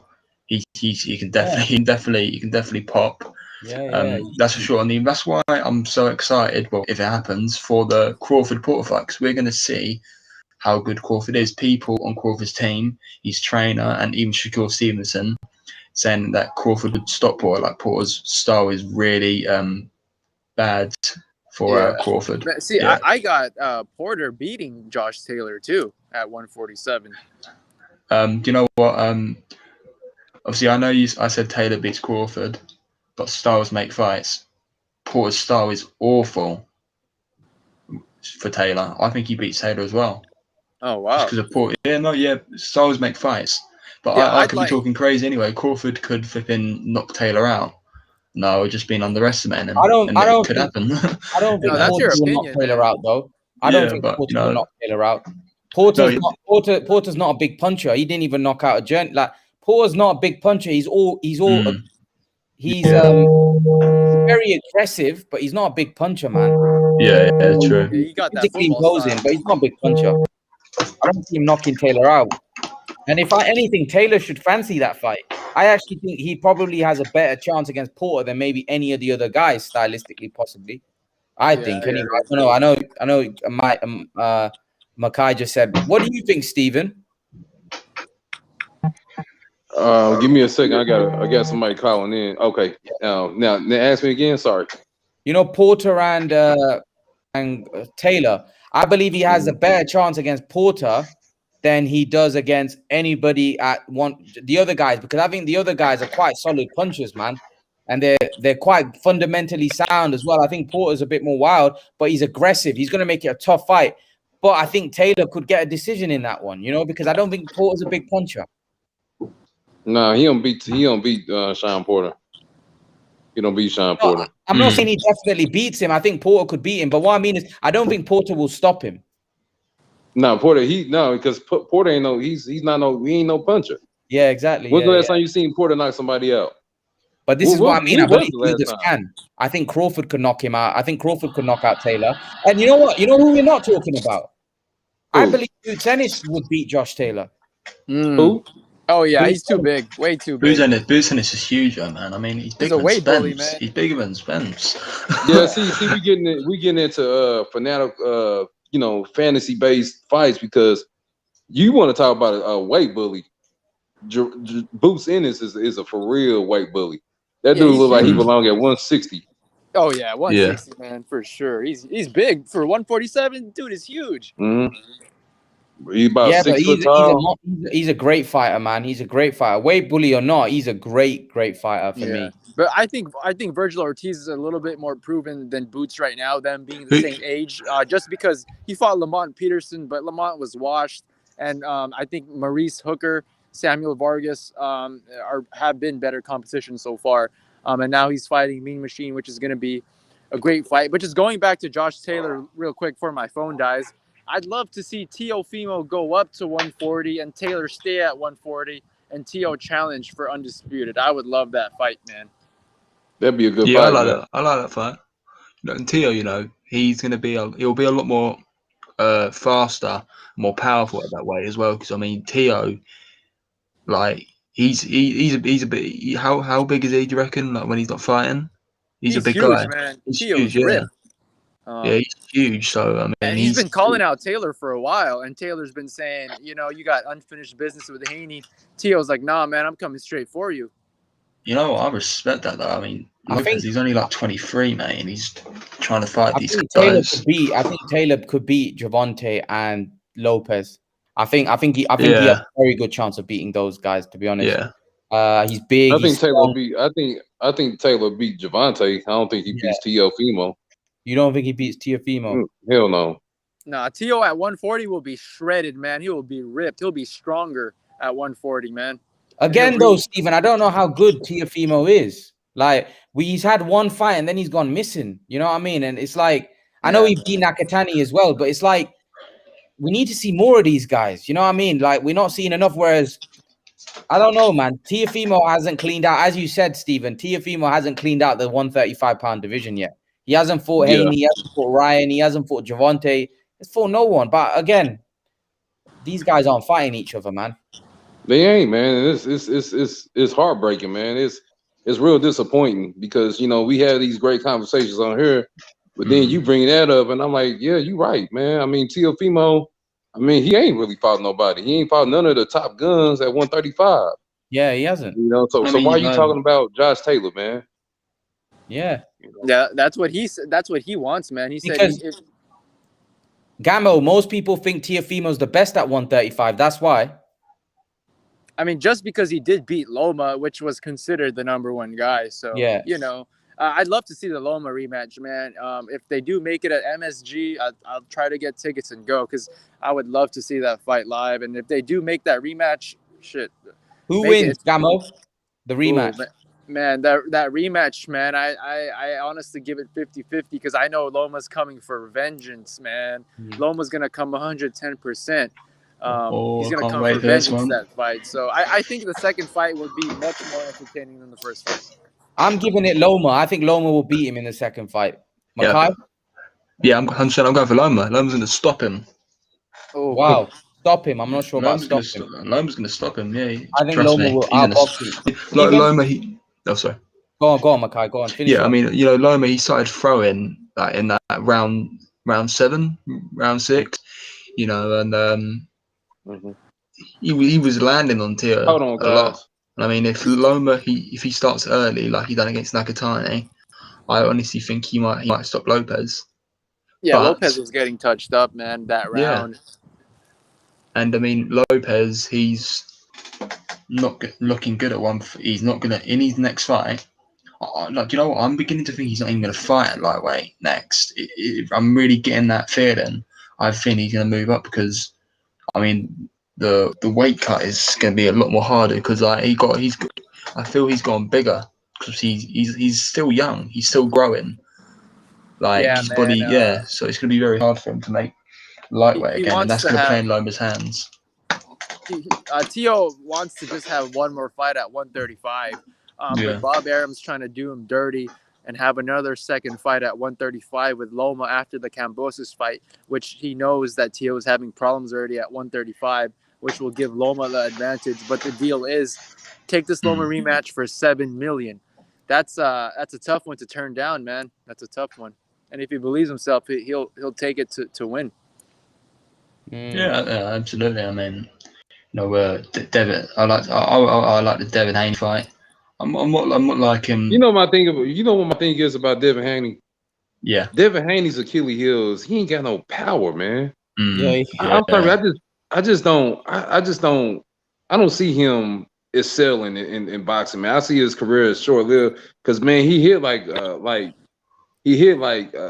pillow. You know, he ain't got no power, dude. Yeah, he's a good boxer. He's good, but he's just got no power, man. Yeah. Like Floyd, just like Floyd. Floyd wasn't known for being a big knockout artist, one punch hitter, but he was a good boxer, which, touch him up, using the point system, scoring points, winning like that on the back foot, not getting hit, touching you up. But if Devin has no knockout power, man, which he's gonna need when he gets in there with those tough guys and he has a war. He's gonna need that power, man. Yeah, like me, I like Shakur Stevens. Oh yeah. I like Shakur. Oh yeah, he's great, Shakur, man. I like him, man. Yeah. Man, he's the real deal. But like with Devin, but like I was saying, like with Devin, I don't think Devin, like Gammo, you was right about Floyd. Like early Floyd, when he was pretty boy, he was knocking fools out left and right. He was serving them knuckle sandwiches up. Here, come eat this, come get this. But as he grew, he kind of changed his style a little bit. Yeah. He wasn't the same. He wasn't the same Mayweather, but he was. I mean, it's not like he was void of knockouts. Devin Haney, man, he just, and I hate to say this about him, man, but he just too weak, man. He just, I mean, he ain't got no power. That's gonna be his undoing. And he's a superb boxer. Could you see him with somebody like Teofimo with power, or Ryan Garcia with power? It's a nightmare. I think he could beat Ryan. Better yet, huh? I think he could beat Ryan. But... Why isn't Ryan Garcia then? I don't know, but you said he'll beat Ryan. Yeah, I think Ryan. What makes you think that, Ryan? Because I just think that, I don't know, Ryan looks a bit raw to me. You know what I mean? He doesn't seem. I don't know, man. He looks a bit raw to me, man. I don't know. He's still got a long way to go, Ryan. I reckon. Haney. I would favor Lopez and Javante, yeah, against him. But Ryan, I'm not sure. Ryan. No. Ryan definitely got more power than he got the power. Oh yeah, he's got more pop. He's got speed as well. But I don't know, man. I just not a big fan of Haney, man. He's quite boring. Like, not boring. He's good. Like, he's a good fighter, but I don't know. There's something missing from him. You know what I mean? Like, there was a lot of hype. I remember Devin Haney's name when Floyd and those guys were like, towards the end, everybody was talking about a 15-year-old Haney. Roy Jones was talking about him. Floyd Sr., Mayweather shut the whole gym down. So then this kid can come and train because he was the next deal. He was a monster, this, that. But really, as a pro, I know he's become world champion and that's a big achievement. But I don't think he's lived up to that hype. Do you know what I mean? Yeah, he should have got Jorge Linares up out of there. If he would have stopped with Jorge, my observation and my take on him today would be different. But he couldn't even get an old ailing, past his prime Jorge out of there. Mm-hmm. Don't get me wrong. He's technically, he's kind of like Shakur, but Shakur got that dog in him. He got that killer up in him. When Shakur see you, when he see you wounded, he gonna go ahead and go for the neck. That's what Shakur gonna do. He gonna Did step you guys on the see that gas. sparring session between Stevenson and Haney? Stevenson gave Haney I wouldn't say he gave him a boxing lesson, but he definitely got the better of Haney. Stevenson's really good, I think, man. I don't know why he doesn't get rated. Like, not a lot of people talk about him. He's having a big fight as well with Jamel Herring. I think he's gonna do a number on Jamel Herring. I think. Jamel Herring, you think so? I think I think that's a good fight, but I have to agree with you, Makai. I think Shakur, I think he does go ahead and give Jamel his a loss. Yeah. But Jamel Herring's good too, though. He's good. That's he's a tough definitely fight. good. Yeah. Ismail says, "What do you guys think about Devin Haney v. Rolly Romero?" Haney gives him a boxing lesson. Rolly Romero's awful. Yeah. Rolly Steven? Romero, man, he's known for being in the gym, talking that crap, putting on the spectacle, fighting, brawling, and not to, but I mean, he gotta, Rolly need to get out there. He really need to get in the circuit and start making a name for himself on the big stage. He's trying to fight Tank, man. I think Tank Bernie Mac bad, man. Bernie Mac says Haney has no power. I mean, sorry. No, yeah, Bernie Mac says Shakur has no power. Shakur got power. Shakur got power. He just fighting at a, he fighting at a small weight class, a smaller weight. What are you at? 126? Yeah. Yeah, 126. So I think once he goes up in ranking, I think you'll see his power come to fruition. But yeah, you know what? I gotta agree with him, Bernie Mac. You kind of right. He kind of has no power too, because when was the last time he knocked somebody out? He stops people. He make you look. He'll make you look horrible.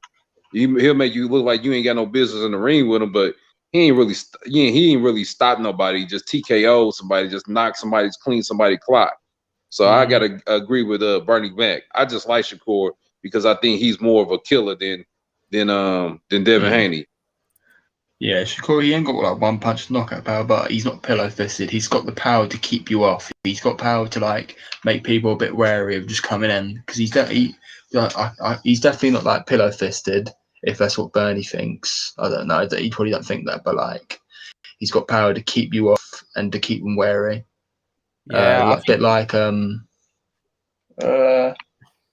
guess someone like Android, he has power. He can pop. It's a bit like that, yeah. A bit like Android, obviously just secure, yeah. Yeah, I like Android. What do you make of Shakur and Haney? The fact that they're seen as quite boring, like they're not exciting fighters. Do you know what I mean? And fans, Bradley had a dig at him that I almost fell asleep watching him. You know what I mean? Like I felt that was very disrespectful for a broadcaster and a boxer to say that. Like, I almost fell asleep watching him. But well, I mean, a casual fan, a casual is gonna say something like that because they're not looking at boxing, and they're not looking for the little hidden details and the beautiful, majestic prowess of boxing like we look at.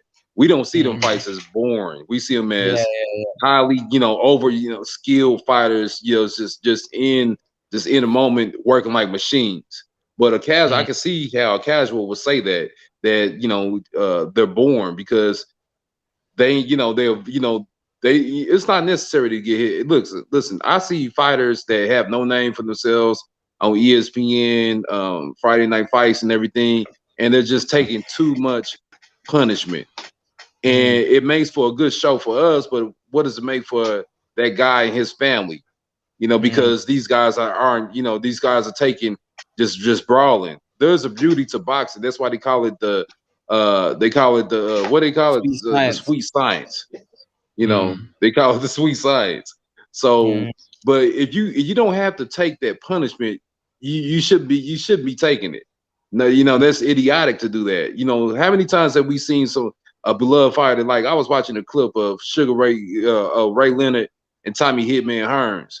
When I was growing up, I thought Tommy Hitman Hearns was the greatest thing since sliced bread.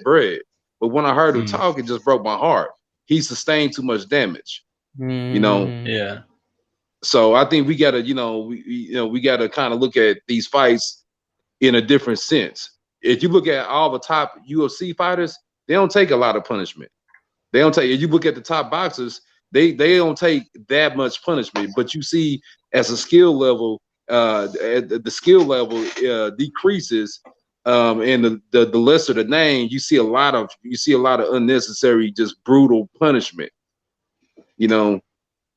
So yeah, I mean, I don't get why people don't appreciate, the sweet science. I mean, they complain that fight is boring, but like they're boxing.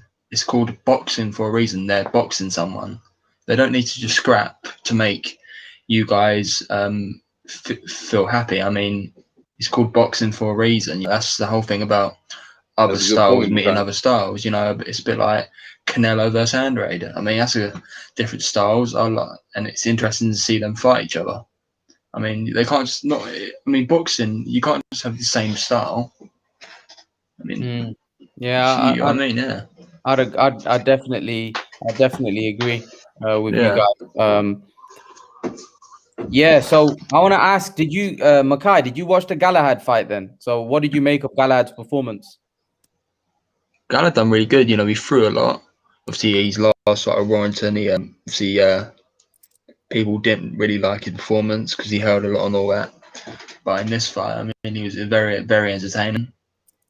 Done a bit of both. He was boxing him, scrapping him. He was boxing smart, defensively and offensively. You know, he was breaking down Dickens. It was a really good performance, I thought, especially with the rehydration clause as well, which had an effect on him. And he done really well. Yeah. Where do you think where do you think Galahad goes now after this? Well, I mean, I want to see him unify. I mean, you got Navarrete and Gary Russell. I don't think he beats them. Gary Russell. It's a shame with Gary Russell, man. He's such a good fighter. He just doesn't fight a lot.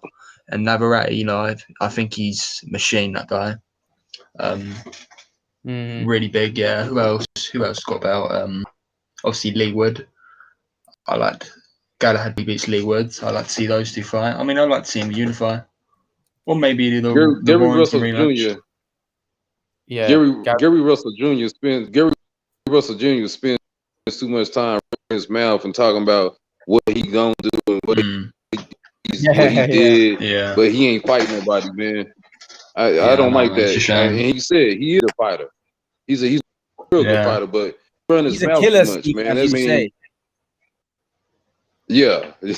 he's a killer. Let's be honest. He's a monster. Let's be real. Like, I ain't gonna play. I don't get me wrong. I agree with you. He talks a lot of crap. Oh, I did this, Terence Crawford. I did this. I did that. But he's a great fighter, Stephen. Great fighter. He's a great fighter, but to me, his brother is a better fighter. Gary Antoine Russell. He's the killer at the bunch. To me, Gary Russell Jr. And you're right. He is a killer. He is a killer. But when was the last time he fought, man? Yeah, he spent too much time talking about what he gonna do and what he did, but he ain't fighting nobody. When was the last time he fought? Yeah, let me get it. Man, when did he last fight? He last fought in 2020 in February. So almost 1.5 years. Jesus, man, what's wrong with him? Why doesn't he want to be active? You know, and he's calling guys like Haney, Crawford, like, mate, you're not going to fight them. It's like he just wants to. It's like he wants a bit of clout. I mean, no way in hell. There's no way in hell he will fight Crawford. Crawford would kill him.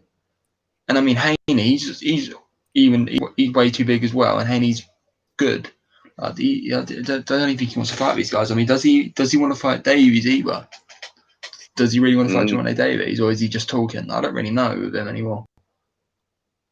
But he's something. Now, I would say this. Gary Antoine Russell, I take him right now over everybody at 140. Everybody. I mean, I've seen him fight. He is really good, man. I mean, we don't know. We just need to. Still got a long way to go. He beat Boots Ennis twice. Did he? Yeah. When in the amateurs? In the amateurs? Oh, wow. I mean, I know you can't, you know, but that dude is incredible, man.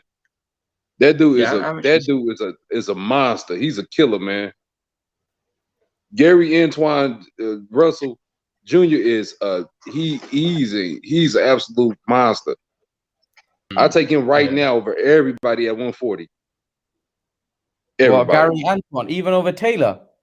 Even over Taylor.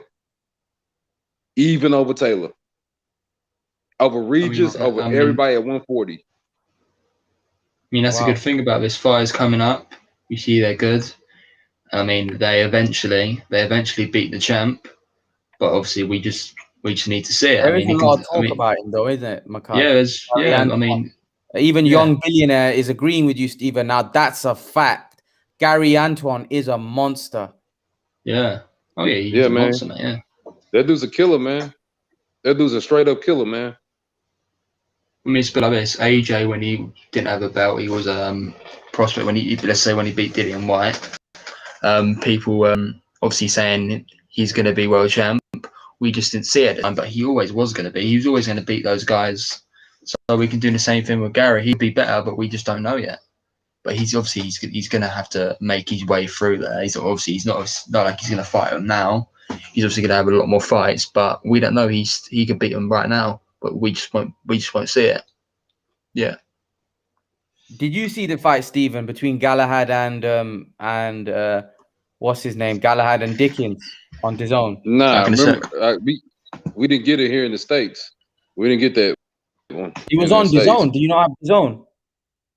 I was on. Man, my money funny, man. I'm not a millionaire like you. No, man. But basically, DAZN, how much is it over there? It's about $9 to $10 a month. Oh, is it? We've got it for £2. You know, my wife, she might be like, what you spending on? You spend too many already on cigars and liquor. We don't need no boxing, man. So boxing's expensive there, though, isn't it? In US. Yeah, heck, it's expensive. Is that my man Ray? What's up, Ray? Yeah, Ray's in the building, man. He's in the house. Tell Ray to come on. Yeah, Ray, man. Obviously, Ray can come on at any time, man.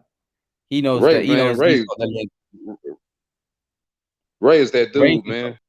He doesn't need Ray doesn't need an invitation. He just comes on. Do you know what I mean? He just comes on. Basically, so Makai, if I ask you about Galahad, what do you think's next for him? What I think's next for him, I think they'll probably try and make him fight the winner of Warrington and Lara. I don't really know, to be honest. Does he beat the winner of that? Yeah, he probably beats Warrington this time. Yeah. Yeah. I think. Stephen, I'm gonna ask you about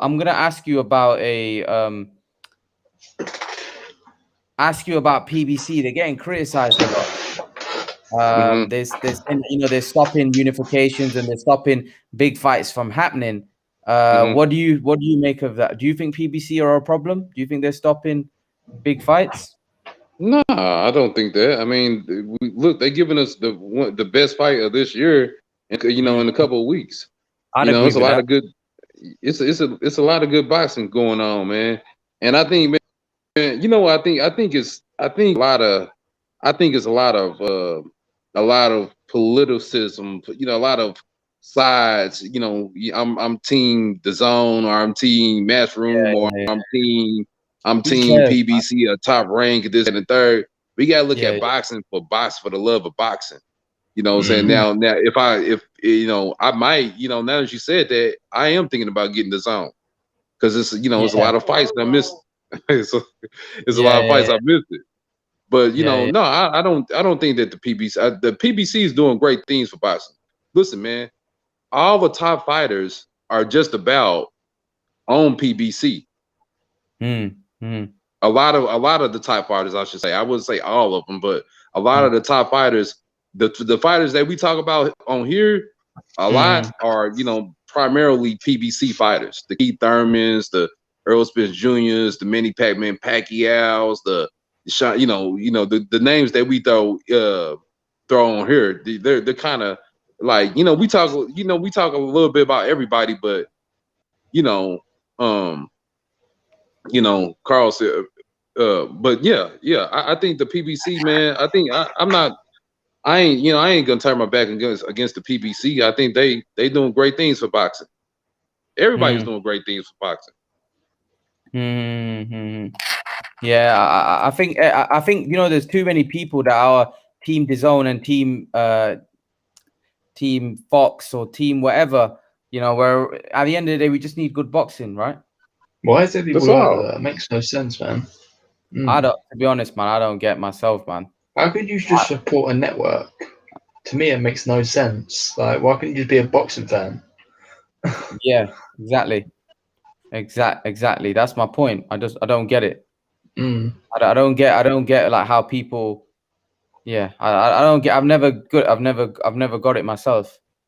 To be honest, I've never got because how. it takes the fun out of everything, because you find yourself defending people that you normally wouldn't defend, you know, and you saying, like, wait, look, I'm just a boxing fan. I don't have no allegiance to any one person per se. I love all boxers. I don't care if you Tiny Mojo, and you know I just love boxing that much. I'll look at you, you know, and I think that you know it's okay to have your favorites and stuff. I have my favorites and stuff. When it comes to boxing, man, I've been watching boxing since I was a kid with my pops, and I just love the sport too much. So I don't have an allegiance to any one faction. Fair I'm enough. the one that's always saying that. I'm the one that's always saying that they should they should merge all these different boxing these boxing factions, the WBC, WBO, IF, all that stuff. They should merge them into one, kind of consolidate things, so we can get some, so we can really have some good boxing going on a constant basis. I'm the one that's always saying that. That's not, that's why I'm at with it. I want to see us all merge, and just that way we can have boxing constantly. Yeah, I exactly, agree. man. Makai, I want to ask you a question. Carl said that Galahad had performance in the ring, class outside, post-fight poor, not humble. What did he say? I didn't watch the post fight. Well, I didn't either. I saw the fight because I was watching it on my phone, but I didn't see his post-fight, so I don't know what he said. I don't know what he was saying. I'll be honest. I don't really like Galahad as a person, anyway. I mean, I get that with a lot of boxers. I like how they fight, but you don't really like their personality. Yeah. Stephen, my man Mike's in the house. Mike, how are you, brother? What's up, Mike? Hi, everybody. How's everyone doing, man? Good, man. Good. We're all good, man. How are you? I'm pretty good, man. Sorry about yesterday, dude. I ran out. The battery ran out, man. No worries, man. No worries. It happens, man. Obviously, you were on for a while, man. Yeah. So it can happen, man. Well, there's been a U-turn, Mike. Canelo seems like he's the plant fights looking like it's gonna happen. Yeah, right before I cut off, man, the news, someone broke the news, and we kind of discussed it a little bit, and then I was out after that. But yeah, I mean that's great news. I think it's great news, man. Just to get it over with and see what happens, see what the future holds, you know. Yeah. Would you prefer Canelo becoming undisputed over the Bivol fight then? Yeah, at this point, sure. I mean, because he's already en route. You know, he already beat Callum Smith. He beat Billy Joe Saunders. Might as well finish it off. You know, you don't know who knows what could happen after that. And then at that point, if you can make the fight, you know, make it as soon as possible, and like I said, get that over with. And then next year, since I'm assuming they're gonna fight October, November, so he's not gonna fight again until next year. So next year we could probably see the Bivol or the Benavides, or you know, a lot of options. You know, maybe even a Triple G trilogy. I don't know. That's what Reynoso said. I heard him say that. So there's a lot of options.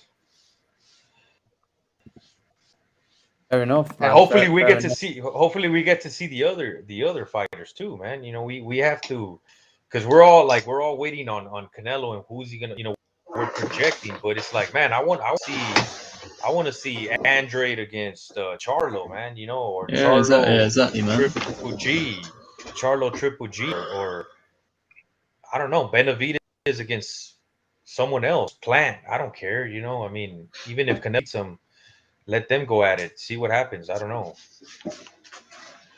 Yeah, these dudes need to start fighting, man. They need to start fighting. Sick of it. Ray's in the house, Stephen. What up, Ray?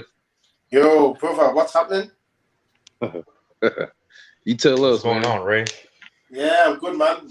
How about you guys? You okay? Yeah, man. Yeah, just late on a Saturday. Yeah. Late on a Saturday. Yeah. Um, Stephen, how are you doing? I'm chilling, man. We just chopping it up, man. I seen you in the chat, man. Yeah, what we chopping up tonight, boys? Just to be honest, we were chopping up before we talked about everything. Gamma was on.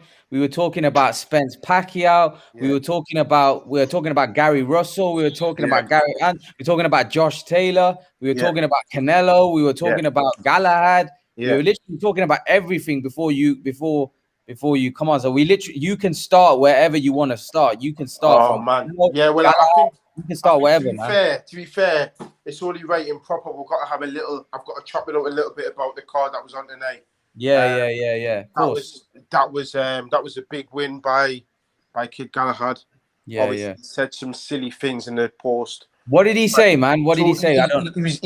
He was basically saying Lee Woods won the regular belt and he's won the IBF. I think that was a little bit distasteful considering he's won the vacant belt. Lee Wood beat the champion. Yeah. He won the vacant belt. So I think Kid Galahad needs to remember his place. He's beat somebody that he's already beat before for a vacant belt. Let's be honest there. But on the other hand, Kid Galahad's got some talent. He was a lot more aggressive in this fight, and he's going to cause some people a few problems. So it's all eyes on Warrington Lara now, because the winner of that fight is going to be in a position to fight either Galahad or Lee Wood. Right. So he was having a dig at Lee Wood, saying that he's I get you. Digs at Lee Wood, and Zucan is an opponent for Lee Wood, Oh, so he's basically just disregarding what Lee Wood did. Yeah, I mean, Galahad should be saying that because he fought for the vacant belt. He lost to the actual belt holder. Lara is really the IBF champ, but obviously Warrington vacated it. So, I mean, Lee Wood can just say that about Galahad. Yeah, he fought for the vacant belt. I mean, that's essentially what I was saying there, Mackay. He's beat somebody who's already beaten for a vacant belt. He needs to remember his place. Yeah. But didn't you? What's his name? Dickens. He had a win over Lee Wood, didn't he? He did, yeah. He did. So to be honest, that's a the fact that Galahad stopped him again. That Galahad, that's a great win for him, man. To be honest, I was watching the fight and obviously doing the live stream at the same time. Apart from the first round, it looked like Galahad dominated the fight. Really, he did. Yeah, battered him really. I think he had a clash of heads, didn't he? And he was cut. I give Dickens 2 rounds, mate. I give Dickens 2 rounds, and did then they stop it in the corner? I didn't. Yeah. I know this. They stopped it in the corner. Yeah, they did. He was cut though from a head clash. Well, he had a broken nose. Was it? Yeah, he had a broken nose as well. He was just broken up in there. I said on the live chat, Galahad systematically broke down Jazza Dickens. Yeah. He did. To be honest, he did batter him. His face was a mess at the end. I think he's better than him. I just think he's better than. I think he's better than that Dickens. He's done that twice to him now. So yeah, levels above him. He's above him. Yeah, I think I would like to see Galahad against Wood. That's a good fight, man. Yeah, either that, or who wins that, Ray? Galahad and Wood. That's a very difficult fight because Galahad is so effective on the inside. Yeah. So it comes down to styles. If Lee Wood uses his jab, doubles up on it, and spins off him, lands a heavy right hand, Lee Wood could win it. But if Lee Wood lets Galahad get inside and lets Galahad do what he does best. Switches up on him, lets him touch the head, lets him touch the body, and then uses the angles as and when he needs to. It could be a long night for Lee Wood. But when you look at styles making fights, Lee Wood's styles probably all wrong for Galahad. And then don't forget they've sparred with each other a lot as well. Yeah, I'm gonna try to catch the fight, man, tomorrow off of YouTube. Yeah, it's a good. Yeah, man. Watch it. I was watching it while we were doing the live stream. It was on. Yeah. I have the DAZN app, so yeah. I know it's different for you, Stephen. Being in America, you have to pay a lot more for it. But if you can't get a hold of the fight, watch it, because Kid Galahad's somebody that you probably need to be keeping an eye out on, because he'll give some featherweights a lot of problem. Does he give Gary Russell? Well, Gary Russell and Navarrete are monsters. Are the two elite ones in that weight class.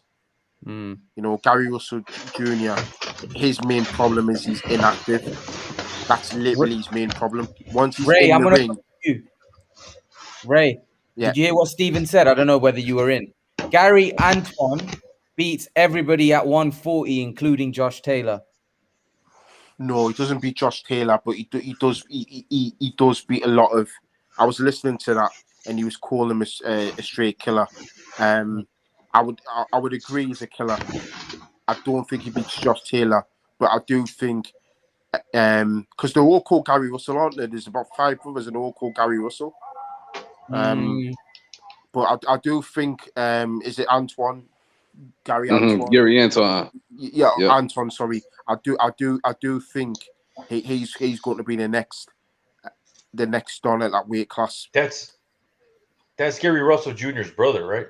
Yeah. Yep. Well, apparently he's got 5 brothers, and they all named Gary Russell. Yeah, George Foreman had loads of sons, and they were all called George Foreman. And it's the same with Gary Russell. Gary Russell. All his brothers are called Gary Russell. The only difference is their middle names. Which apparently all begin with A as well. So, but nah, man, Ray, I disagree with you, man. I think Gary Russell, he beat everybody at 140. Everybody, Regis, Ramirez, Taylor. I think that dude's incredible, man. That dude's a straight man. I don't think he beats Taylor. I'm not too sure he beats Regis Prograis. He might even stop Taylor, man. That dude is lethal. That dude's a gangster in there, boy. He's got heavy hands and he can fight, but I just think Josh Taylor would just manipulate those gaps that I see with Gary Russell, big Gary Russell. Ray, I don't know if you were on earlier. You what, sorry?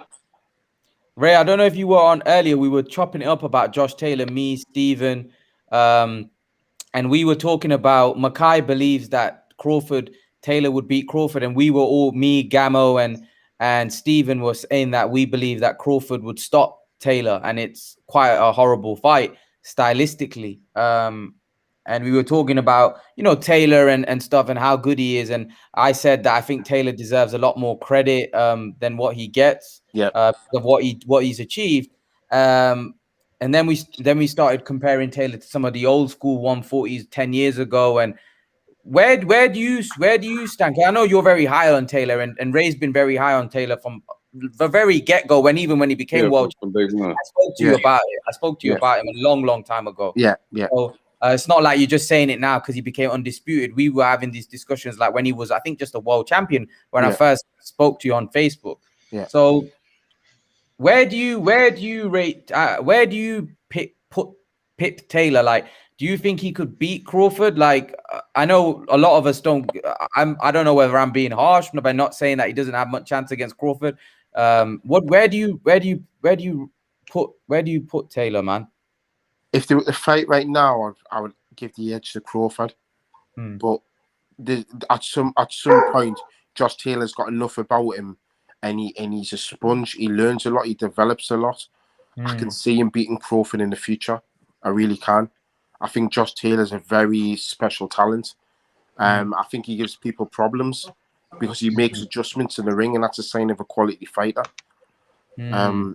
I do think that Josh Taylor isn't getting the respect that he deserves.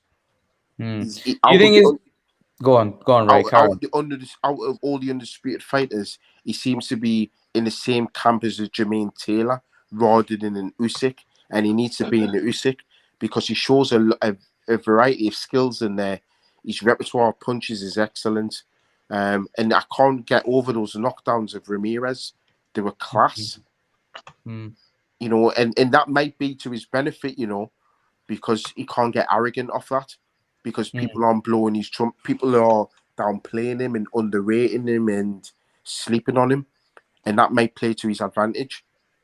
See, I agree that he does deserve a lot more credit. Where I disagree, that I'm kind of with Stephen on the sense that I don't really see him beating anyone at welterweight, like, you know, the top guys. And I don't really rate a lot of the guys at 140. I think they're good, but I don't really see him beating anybody at. I don't see who he beats at welterweight, to be honest. Like, which top guy?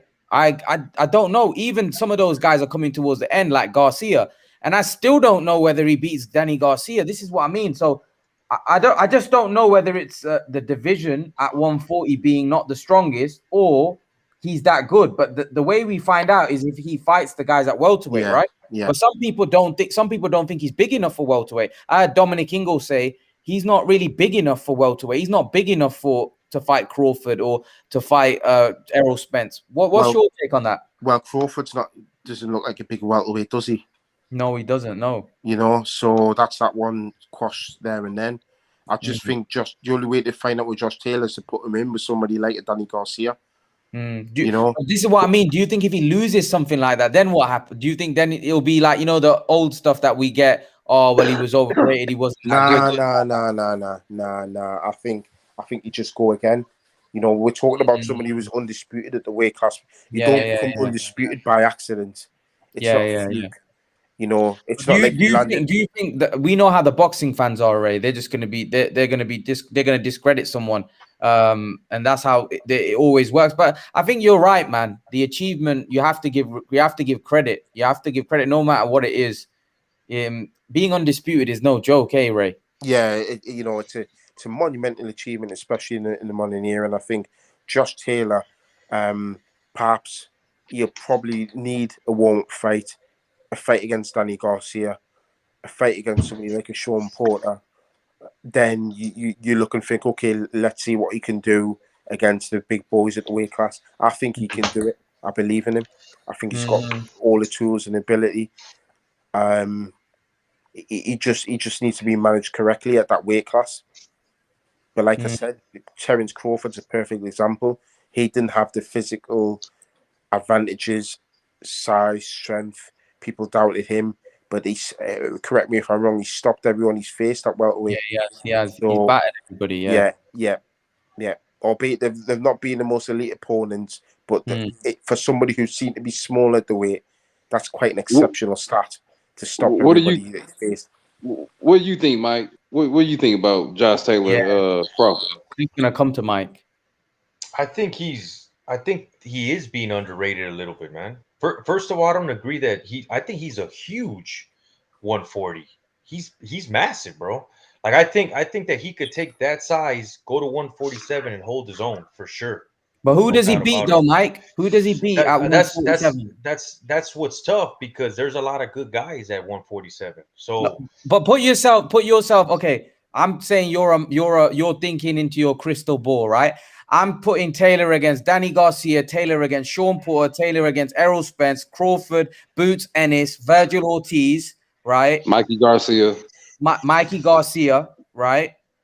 I think he could beat Mikey Garcia for sure, because Mikey Garcia is a super small welterweight. Yeah. So I can see that. But let's say, for example, you guys brought up Crawford, right? I don't think Crawford stops Josh Taylor, because Crawford didn't stop Postow. Why is he going to stop Josh Taylor? I don't think he stops Josh Taylor. Because Josh Taylor would have to get on his bike. Josh Taylor isn't going to get his bike. Josh Taylor's going to look to go for the win. Josh Taylor's going to look to be more aggressive with Crawford, and that's when Crawford will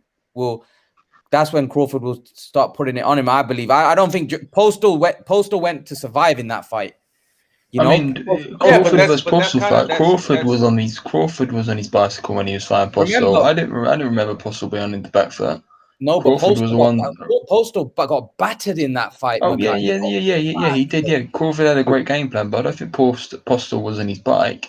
I think Postle was the one that was not on his bike, but he was kind of like, it came to a point where he couldn't win the fight. He got totally. Do you mean like he was scared? Crawford totally disarmed him and humiliated him. Really, he got humiliated in that fight. That was a humiliating. Crawford humbled him. He humbled him in that fight. And that was an undefeated Postal. Let's not forget, that was an undefeated. I think that's part of it, though, Imran. Like, I think that Josh Taylor has the ability to. I mean, it doesn't sound cool saying it that he's going to be in survival mode, but he has the ability to do that. He has the athleticism. He has the mobility. So I don't. That plays a part in me saying that I don't think he gets stopped, because even if it gets to the point where, you know, he gets in trouble, then, you know, I think he could defend himself and hold his own to where he won't get stopped. Whether he beats Crawford or not, I don't know. That's an interesting fight. But what I do know is that if Crawford does fight Josh Taylor would be Crawford's best win. Would you guys agree with that? Yeah. As of right now, yeah, I would agree. But so I don't think that says something, though. What's a better win? What's a better win, though, Porter or Taylor? For Crawford? Yeah. Man, that's a good question. Porter. Yeah. Because if you want to go based on accolades, you know, even though it's a lower weight class, then you would go Josh Taylor. But if you want to go based on who's probably the tougher opponent, just because Josh Taylor is not a welterweight, it's Porter for sure. Yeah. Does Taylor beat Porter? That's a good fight too, man. That's a really, really good fight. See, the thing is that I've always been a fan of Porter. Not in the sense that I think he's like a special fighter or anything like that. I just think that he's kind of like he's that type of fighter, man, where you know, he's not going to dominate, but he's the type of guy that gives anybody trouble, because he's got that grit, he's got the strength, the power. He's a dedicated guy. He's a smart guy. You know, he even though he's not a technical fighter, I've seen improvements because he takes the sport seriously. You know, he's a professional, and I like guys that are like that, because guys that are like that can pull upsets. You know. And even when he fought Errol Spence before the fight, I told everyone, I was like, I think Errol Spence is going to face the best version, the most experienced version of Porter. And I think that's been Spence's toughest fight, man, for sure. So Porter, I feel like Porter's a live dog, man. I don't know. Porter's the type of dude, man, that you know, a lot of people, he's a dangerous cat, man. I think even Crawford knows that. That's why when Porter called him out a while back, Crawford kind of like shunned him, you know. He kind of played it off like, I don't know. Now there's an actual possibility, an actual chance that could happen. I wouldn't be surprised, obviously, because Crawford is going to be favored. I wouldn't be surprised if Crawford obviously wins the fight, but I also wouldn't be surprised at all if I see an upset with Porter beating him, or the type of fight where Crawford wins, but he makes Crawford look really bad. Me too. Listen, Mike. Listen, you just said what's been in my head for a long time. When Sean Porter was calling Bud Crawford out, man, you could see through it. You could see that, you know, Bud had some apprehension. He had some reservations about facing Porter. I think, sure. Don't get me wrong. I must say, you know, I'm not gonna be surprised if Crawford wins the fight, but I'm telling you, man, it's gonna be this fight might be better than Earl Spence and Manny Pacquiao. It's gonna be a good fight, man, and I won't be surprised if Porter pulls the upset. Here's the thing, though, Stephen. I spoke to you earlier, and when we were talking about Taylor, you said you said that you don't give Taylor much of a shot against Crawford at all, which is fair enough. Fair enough. I personally, I would say Crawford a massive favorite. But here's the thing: that means by you saying Porter is going to be a problem for Crawford, then that means you don't really think Josh Taylor belongs at 147, or you don't think he'd be able to be able to compete with the top guys. Yeah, and that's and you know, you just said it, man. You just said it. Yeah. I don't think Josh Taylor belongs at 147. Stay at 140. So let me ask you then, Stephen. Let me ask you, Stephen. Josh Taylor against Porter, who wins? I think Porter wins. Josh Taylor against Porter has Danny Garcia, way too who much wins? experience. Huh? Josh Taylor against Danny Garcia. I think Danny Garcia. Okay, Josh Taylor against Boots Ennis. I think Boots. I don't know. You know what? I think Boots. Yeah, I think Boots. Yeah. So coming back, Mike, coming back to you, do you feel the same way or do you feel differently? I know Ray feels differently, but we'll come to Ray after Mike and then go to Mackay. Mike, what do you feel? These are tough questions for me, man. They're tough questions to answer because I'm not a fan. I'm not a big fan, and I think I've made it obvious. Like when it comes to like projections, I rate guys. I like to rate guys. I project, but I don't. I like to rate guys based on what they do when they prove it. So, when we talk about Josh Taylor, we're talking about a big jump here, a 7-pound jump. So if we were talking about someone else in a lower weight class where they're jumping, 4 pounds, 5 pounds, it's easier to gauge. But when you're talking about a guy going from 140 to 147, it's a big jump. And then right, it's a big jump. And then we're matching them up with, like what Steven says, killers. A lot of these dudes are straight killers. It's almost like we're guessing a lot, right? Like so what I would want if I'm Josh Taylor, I would want him if he moves up to 147, which I think he would do well. I would want to see him with the smaller guys. I would want to see him with a Danny Garcia, with a Mikey Garcia, or maybe take a fight with another welterweight that might not be as experienced, kind of like to acclimate yourself, test out the waters, and then we would have a better idea on how he would do versus a guy like a Porter, or Errol Spence, or a Crawford, or someone like that.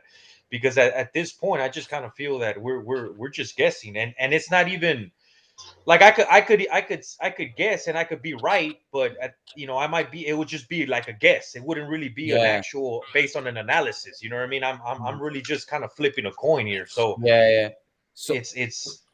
Yeah, I get what you're saying. So basically, what you're saying, off what he's done so far at 140, we can't really make an assessment because the jump from 140 to 147 is massive, and not just that. The fighters at 147 are much better than the fighters at 140. Is that right? Exactly. Is that you're dead on 100%? Matter of fact, I feel the same, and I'm sure a lot of you guys feel to a certain extent. You guys feel the same about Crawford, right? Because Crawford's been at 147, and we still have questions. He hasn't faced any of the killers, man. He hasn't faced any of the killers. So even Steven agrees that Porter will give him hell, right? So it's there's a lot of question marks even with a guy like Crawford, man. So but Crawford's easier to in a hypothetical fight between Crawford and Taylor, it's easier to break down because we've seen Crawford at 140 before, and we've seen him with common opponents. So I've seen Crawford with Posto, I've seen Josh Taylor with Posto. So break it down then, Mike. Neither guy was able to stop Posto. So break it down for us then. Break it down. Break the Crawford fight between Crawford between Josh Taylor. Yeah. Break it down. I think. Look, the only thing when I saw Josh Taylor fight Ramirez, the only thing that I questioned a little bit from Josh Taylor is I wanted to see a little bit more of a dog in him, because there was times where I kind of felt like he could have taken it to another level and kind of imposed himself a little bit more. And Ramirez, he made Ramirez look a little bit amateurish, That's one of the things that impressed me about Josh Taylor, that he looked more professional. He looked more like an experienced fighter. Technically, more skilled, more sound. More skilled, exactly. More skilled, more technical, and more experienced. I think he could take the same approach, a boxing approach, obviously, because he's not a pressure fighter or anything like that.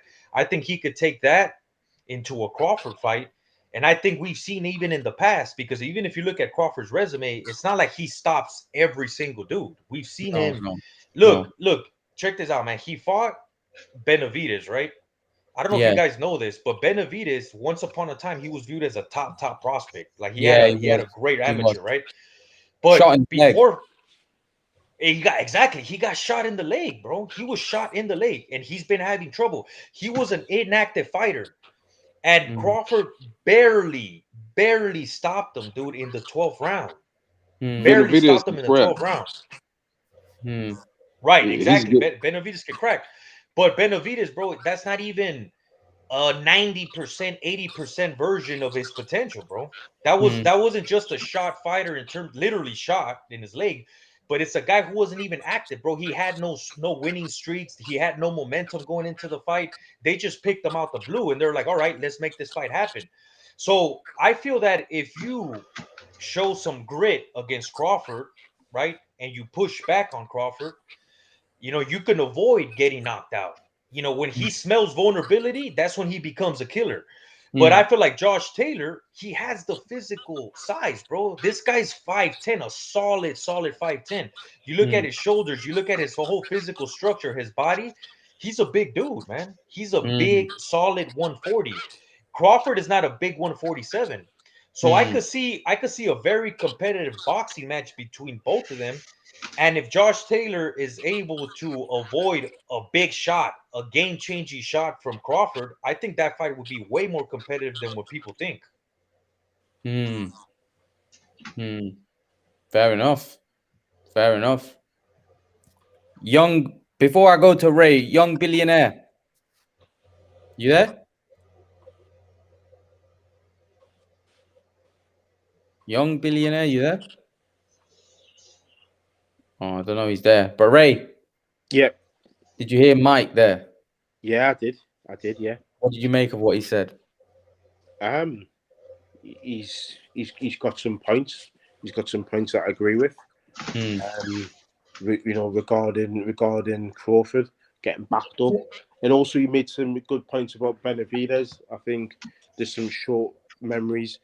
Benavidez and Frankie Gomez were regarded as the best two talents out of America for a long time, and Frankie Gomez, we all know, lost his way, and Benavidez, although he was winning, a couple of things out the ring. I think those two boys, without being disrespectful from their heritage, I think they got caught up in the social aspects of where they're from, if you know what I mean by that. Frankie Gomez, you could see the streets claimed him, but Jose Benavidez is seen as a great talent, so it's no real, he should have no real shame losing to Terence Crawford. He can come again and be a real big problem. But I do think Crawford's, I guess what Mike's saying is Crawford himself's beatable, and he has some aspects of his game, vulnerabilities that somebody can capitalize on, and there's some aspects of his game that someone like Josh Taylor could capitalize on, because Josh Taylor has ring IQ, and when you have ring IQ, you can figure out all those things in the ring. Do you agree with Stephen? Stephen doesn't really believe that Josh Taylor would. He feels that a lot of those guys at 147, or most of them, beat him, or virtually all of them. If we were to go down that list that I mentioned, who do you think he beats out of that list? Right now, yeah. Yeah, I think he beats Mikey Garcia, Danny Garcia. Right now, I'm not too sure about Porter, but he for me, he beats Conor Benn right now. Right. And not so long ago, they were trying to put Conor Benn in with Sean Porter. Yeah. So that was a bit of gas in it, Ray. Sorry? That was a bit of gas. They were never gonna Ben was never gonna fight Porter. I don't think he would have done, but at the end of the day, his name is being mentioned there. Ray, I listened to Tony Sims' interview. Tony Sims, his trainer. Yeah. And Tony Sims said that we need 2 or 3 more fights before we fight an Amir Khan. This is what his trainer said. I was, and this interview was a month ago. He said Conor Ben would need 2 or 3 more fights just to fight Amir Khan. So where is Amir Khan right now in the welterweight division, and where is Sean Porter? Sean Porter is regarded in the top 5. Amir Khan's probably not even in the top 15 right now, right? He's so far gone. So imagine if Sims is saying that they need another 2 more, 3 more fights to fight Khan, how many more fights do they need to fight? Do you see where I'm coming from? So right. I think that's a bit of gas on their side, to be honest. And yeah, well, I don't think Taylor would have any issue. I still put him in with those 3 guys off anybody's list.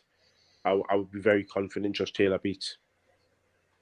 Yeah, Ben, he'd beat Ben. That's not really a question. Because he beats Danny Garcia for me. He beats Danny Garcia. Yeah, he beats Mikey Garcia. Yeah, I think Mikey, Danny for me are fights where I don't know, they'd be kind of 50-50 for me at this point. I don't know. I don't know whether I wouldn't know. This is what I mean. I feel that would be his best win if he was to win that. Do you see where I'm coming from? So Garcia and both Garcias are very accomplished. So I don't know. I don't know that there'd be that. This is where we'll find out how good Josh Taylor is, because I don't know whether he beats. I genuinely don't know whether he beats those guys, because, like I said, they would be far and away his best win by a mile if he can pull those off. So that's why I want to see those fights, Ray, because those are the kind of fights that are going to make him a superstar. In the sense, like, don't get me wrong, he's achieved greatness by becoming undisputed, but I think that's going to be the fight, Ray. Those are going to be the fights, those type of names. Because those guys are seen as accomplished fighters in the sport of boxing. Whereas going into that fight, man. I mean, Josh. I mean, maybe Mikey, but you gotta consider this. Mikey was a top dog at 140 before he decided to move up. I mean, he was housing everybody. I know, so I'm not too sure about him beating Mikey. But I know I'm willing to bet my life that he won't beat Danny. He won't beat Danny. Talk about going up to 154. He won't beat Danny. What is it that you don't like about Josh Taylor specifically? What is it about him that I like Josh Taylor? I like him. I've said I like Josh Taylor. Josh Taylor is the top dog at 140 right now. I personally feel Danny Garcia is a bit overrated. But okay, all right, that's cool, that's fine. But right now, Josh Taylor is the top dog at 140. But I'm saying, if you ask me, and I'm just giving, it's not me saying that I don't like Josh Taylor and anything. I love Josh Taylor, but I don't think he beats Mikey Garcia at 140. If they would fight at 140 right now, I don't think so. Mikey Garcia. What's the reason though? What's your why do you think? Because Mikey is too. Mikey's number one, his opposition. Far as sees that of Josh Taylor, and number two, he's been fighting for. He's more experienced in my opinion. I just don't think I'm not confident with now. He may be able to that fight. Fair, but he definitely beat Danny Garcia. Can I ask you a question? Teofimo Lopez, lightweight. He steps up to 140. Do you think he beats Josh Taylor, Stephen? He's already said that. Yeah, he said yes earlier. I mean, I really like Teofimo though. Really, it comes down to your perhaps lack of confidence in Josh Taylor per se. If we're talking about, if you're already seeing things like, stepping up is a big thing. It's a big thing stepping up. But if you think somebody from lightweight can step up and beat him, then really what you're saying is you don't think he's that good. To me, I think Teofimo. I think number one, I think he's big at 135. I think he's too big for one. I think he's a weight bully, and I think his skill. I think his skill set and his toughness and just his pure athleticism is gonna give him the edge over Josh Taylor at 140. Also, if you go off resume, Stephen, if we go a resume, as some people like to, some people don't. He beat a monster. He beat Lomachenko. Let's be real. That guy was top 2 pound for pound.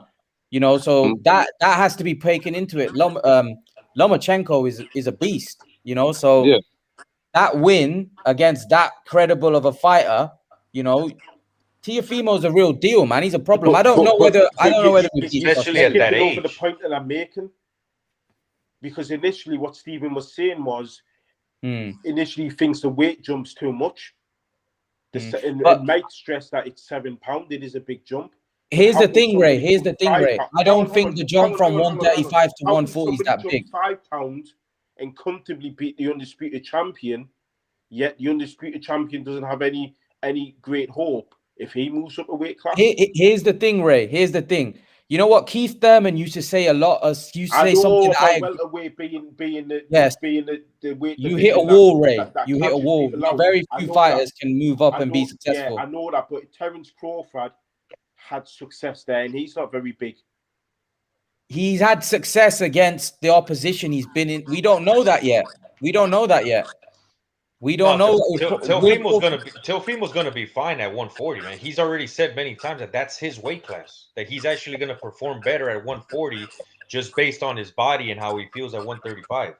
But he's gonna be. The jump's not as big though. I'm not disputing that, Mike. I was the one that brought it to everyone's attention when I pointed out how big he was compared to Conor Benn. Yeah, he did.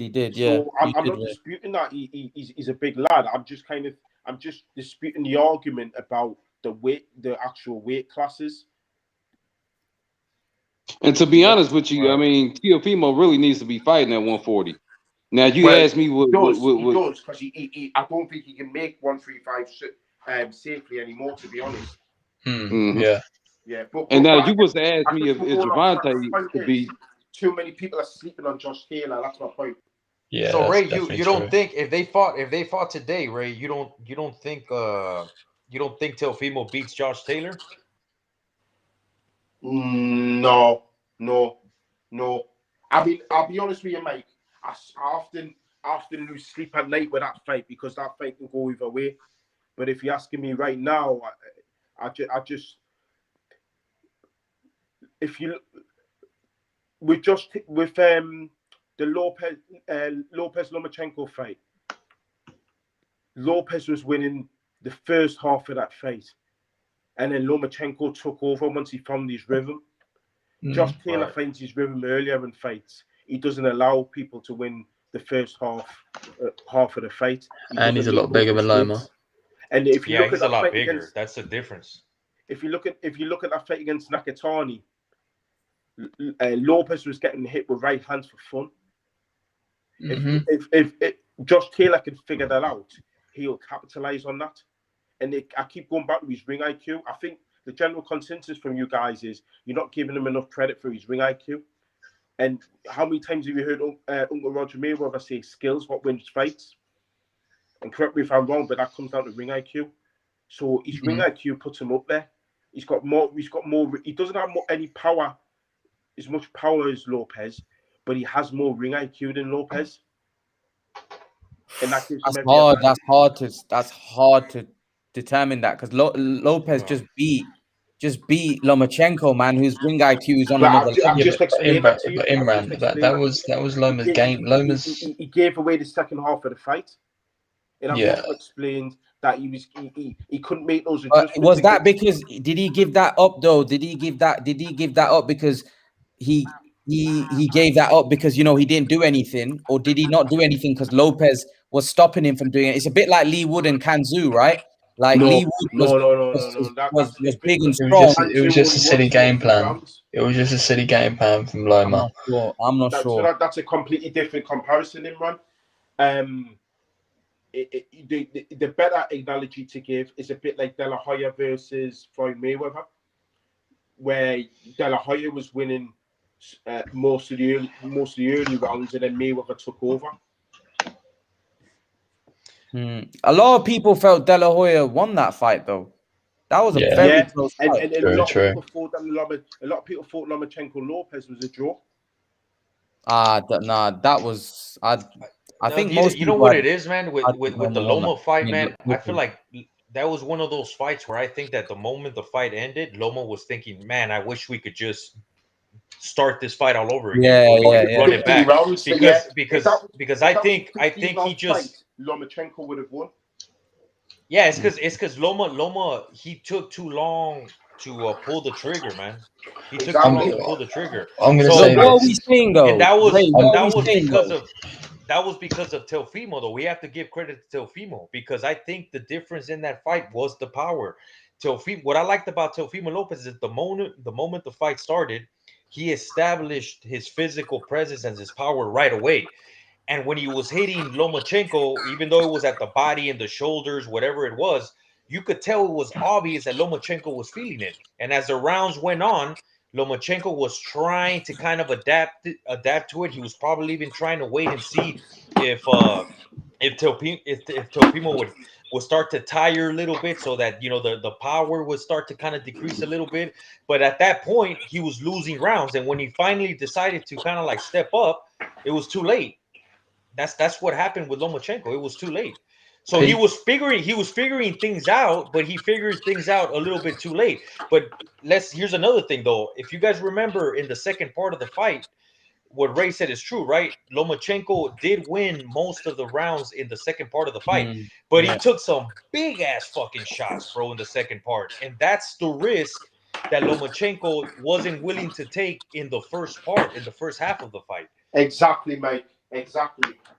And this is the thing, and this is where did Lopez win that fight on intelligence, or did he win it on the fact that of skill and sheer size? Because if you go back to the original point that you ran, you're saying Lopez won because he beat somebody with high IQ, but don't forget Salido beat Lomachenko pretty much on the same model. Right. Yes. So are we going to say Salido's got high ring IQ? Salido was a good fighter. It's because you know what it is. Salido was a good fighter. He was a rough house. I'm sorry. I'm gonna tell you what it is, Ray. Is that even though we all agree that skills pay the bills, the physical side of the game is underrated, bro. It plays a huge role in professional boxing.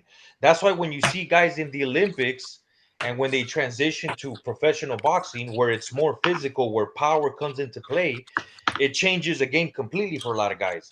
So weight classes matter. Mike, weight classes matter. That's a beautiful point, Mike. And that's why I always say a good biggin always beats a good littling. Yeah, exactly. I'm about to so hop out here, man. It's not always about the skills, man. Honestly, it's not always about the skills. It just depends on the combination that the fighter brings, right? If you're skilled, but you're a big dude and you know how to use your size, you can get away with it, even if the smaller guy is more skilled than you. Teofimo is a perfect example of that. Lomachenko, with the if we go based on the eye test, and I'm not underrating Teofimo's skills, because he's got mad skills. Teofimo's got mad skills, but Lomachenko's high tech. We already know that, right? They gave him the nickname for a reason. He's a super skilled guy. Clearly, in that fight, that wasn't the difference in the fight. The difference in the fight was the size and the power that Teofimo had over Lomachenko. And Taylor's a lot bigger than Loma. Taylor's not going to flip in, wait for 7 rounds, and then start throwing. I mean, as soon as Loma started throwing, he was whooping. I don't care what people say. He was beating Lopez up when he started throwing. A small guy should be doing it to a monster like Lopez. Taylor, I don't see Lopez being Taylor at all. A lot of people seem to think it's a 50-50 fight in the comment section. So Donda says it's a 50-50 fight. Taylor v. Lopez is a 50-50 fight. Salido is a vet. I agree with that. 50-50. I would make Taylor a slight favorite, to be honest. I think against Lopez. I would favor Taylor against most guys of the smaller weight classes. I think size plays a big part in this, just like I would favor a lot of the top guys at 147 against Taylor. I think I would favor Taylor against a lot of the guys, below him, to be honest. I think I thought Taylor's getting very underestimated though by a lot of people. Mm. You know what I mean? As soon as he beat Ramirez, you had clowns straight away. Not being nice about Taylor, saying, "Oh, he better not fight Taylor or Crawford. They're gonna whoop him." Like, what makes you think that? I've seen nothing that makes me so sure that they beat him. I've seen nothing from Crawford that makes me so confident that Crawford beats Taylor. We saw Crawford fight Benavidez, who had a shot leg, and Benavidez done good. He was landing on Crawford. Like Crawford, he was having problems with someone. We keep saying that, but like I said, I saw Ramirez land a lot on Taylor. I saw Prograis probably win a fight against Taylor. You know, possibly it was a close fight. I saw Postal give Taylor a lot of trouble. So the fact is, we can keep going back and forth about their resume, but Crawford's been more dominant than Taylor. Period. He has. That's why you can't say that though with who Taylor's fighting. I mean, the super lightweight run. Saying about who's Taylor fighting, they had a virtual opponent and he battered Postal, and Taylor had a fight with him. Yeah, because Taylor fought different. Taylor fought different than Crawford. Crawford was on his bicycle. Taylor wasn't. It's just how I would favor. Makai, I agree with you. I favor Crawford against. I would favor. Taylor against all the smaller guys like Lopez, Javante, all of those guys. But now when you come about Crawford, nah. Crawford's special, man. I've told you many times. Crawford he is special. He is special for me. I don't think. Y'all hear me? Say that again. Who's that? I said, can you hear me? Can you hear me? Yeah, I can hear you. Yeah, you're kind of like you can't, Tony. You're kind of in and out. Speak up. Tony, you there? Tony? Yeah, you can't. He's not coming in. Well, I'm trying to do this on my cell phone, but it says it's mobile. Yeah, it's fine. Oh, he's gone. Yeah. So basically, the point that I was making is that I would favor Taylor against all the smaller guys, you know. But Crawford, man, I think Crawford is like I think he's one of the best, and he might even be the best fighter in the world. We just don't know because of the competition. But again, I just think looking at that guy he's a monster, man. He's a monster, and I really rate Crawford very, very highly, right? Very, very highly. So it's just the only annoying thing about it is that when Crawford, man. Yeah, it's too many questions. Yeah, when Crawford, this is how good I think Crawford is, right? This is how good Makai. This is how good I think Crawford. I think Crawford could go to 154 and beat Jamel Charlo. That's how I'm not saying he would. I'm saying I believe he can. That's how good I think Crawford is. That's bold, Imran. Crawford's gonna have to get hit a lot while doing that. That's really bold. But that's what I believe, though. I believe he could. I believe he could. Yeah, the only thing that's a bit annoying about it is that when Crawford become undisputed at super lightweight, where did he get put on the pound for pound? Was he top 3 when he got undisputed? I can't remember. It was a while back. It was ages ago. Do you remember? He was at least like in the top 5, wasn't he? Yes. Why isn't Taylor in the top 5 then? Why isn't Taylor in the top 5? Because probably they think there's other fighters out there better than him right now, possibly. What pound for pound are we going based on? Hey, real fast, that's in 1, 2, 3. Is this better? Yeah, we can hear. Okay. It was my iPhone. It didn't want to work with Restream. Yeah, go on then, Tony.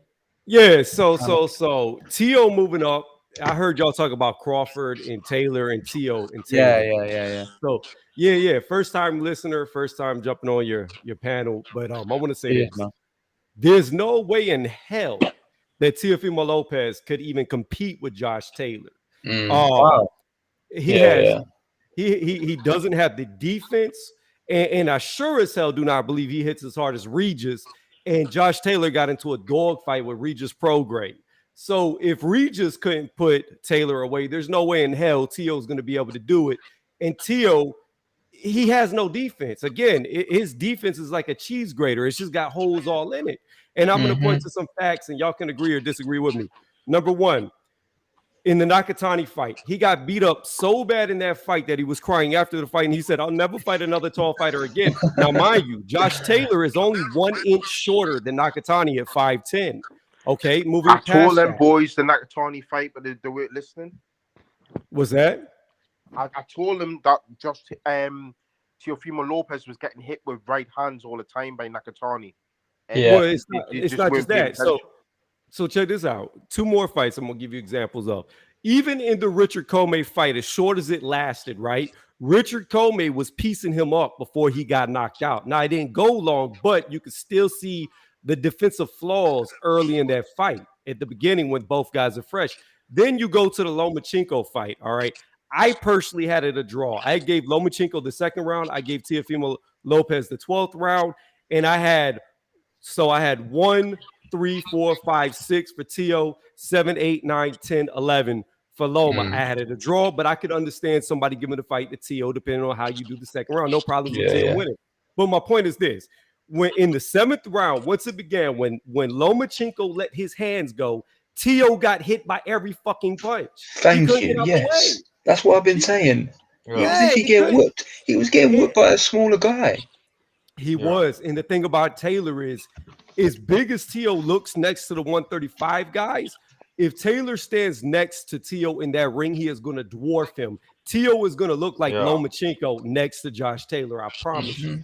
That's what I keep saying, man. They're underrating Josh Taylor's size. I'm not sure why. I don't know why they think he's a small dude. He's not a small dude. Did you hear what Ray said, though? Did you hear what Ray said earlier? No, what did he say? Ray said that Teofimo was standing next to Conor Benn, and Teofimo was cutting for a fight that he had, and he was almost the same size as Conor Benn, and Conor Benn's a welterweight. Yeah, so but Conor Benn, you might be underestimating how big Teo is, to be honest. Conor Benn is not a big guy. He fights at 147, but he's very lean built. So when Conor Benn is outside of fight competition, I guarantee you he doesn't get much bigger than 155, 160 when he's not cutting weight. So he's not naturally a big guy, whereas I guarantee you Josh Taylor walks around probably 165, 170. But big. Conor Benn couldn't make 140, though. Conor Benn can't make 140. No. So I don't see, like, if one guy is Conor not Benn walks around, Conor Benn, trust me, walks around at more than 160. The thing is different. They're 2 different body types. So when you look at Conor Benn, he's very muscular. He carries more muscle than anything else. When you look at Josh Taylor's body, he's very soft. So when you retain more muscle, you can't pull off as much weight because muscle just doesn't lose like fat does. And whenever you lose too much muscle, it affects you in a negative way and you get weight drained. So their body types are completely different. That's why Conor Benn can't go down too much. It's not because he's this humongous dude. It's just because he has so much muscle on his body. It would be very hard to go past that, in my opinion. Yeah, he's not as lean. But again, I can't see Teo. I see Teo. Here's another thing. Here's another thing about Teo, man. People forget the dude is only 24 years old, man. Yeah, he's young. Like this is a guy, man, who's not even in his prime yet. So like the deficiencies that TR is bringing up, you know, I can see them too, right? Because he's a guy who's still growing, he's still developing in a way, right? You know, he's not a finished product, so he's not unbeatable, you know. But for his age, and him beating Lomachenko is still impressive, right? But that doesn't mean that he's gonna move up and down in weight classes and he's gonna start chopping down trees and beating the shit out of everyone. Yeah, I don't agree with that. You know, I mean, Teofimo, he can definitely be beat, especially if he's gonna go up and if he's gonna go up higher in weight classes. He's gonna have a harder time. Tony's not saying that. Tony's saying he can't even compete with Josh Taylor. That's what he just said. Well, I mean that's his opinion. He could be right, you know. I'm not saying, but I get his overall point, though. You know, is that some are underrating Josh Taylor and some are overrating Teofimo Lopez. That's overall what we're saying here. You know, well, listen to what you just said in your rebuttal to what I said, and I agree with like all your points. I really do. But here's the crutch of it. Here's the problem with what you said. He is young. He is still developing. Josh Taylor is 30. He's not young. He is developed. So therefore, if they were to fight next, I think after Kambosos, if Teo goes up, well, it's not like this fight is happening 3 or 4 years down the road whenever Teo is a complete package. He's fighting him incomplete at this moment. So at this moment, I don't believe it's competitive. I believe he'll be lucky to go 8 rounds with Josh Taylor if he's lucky.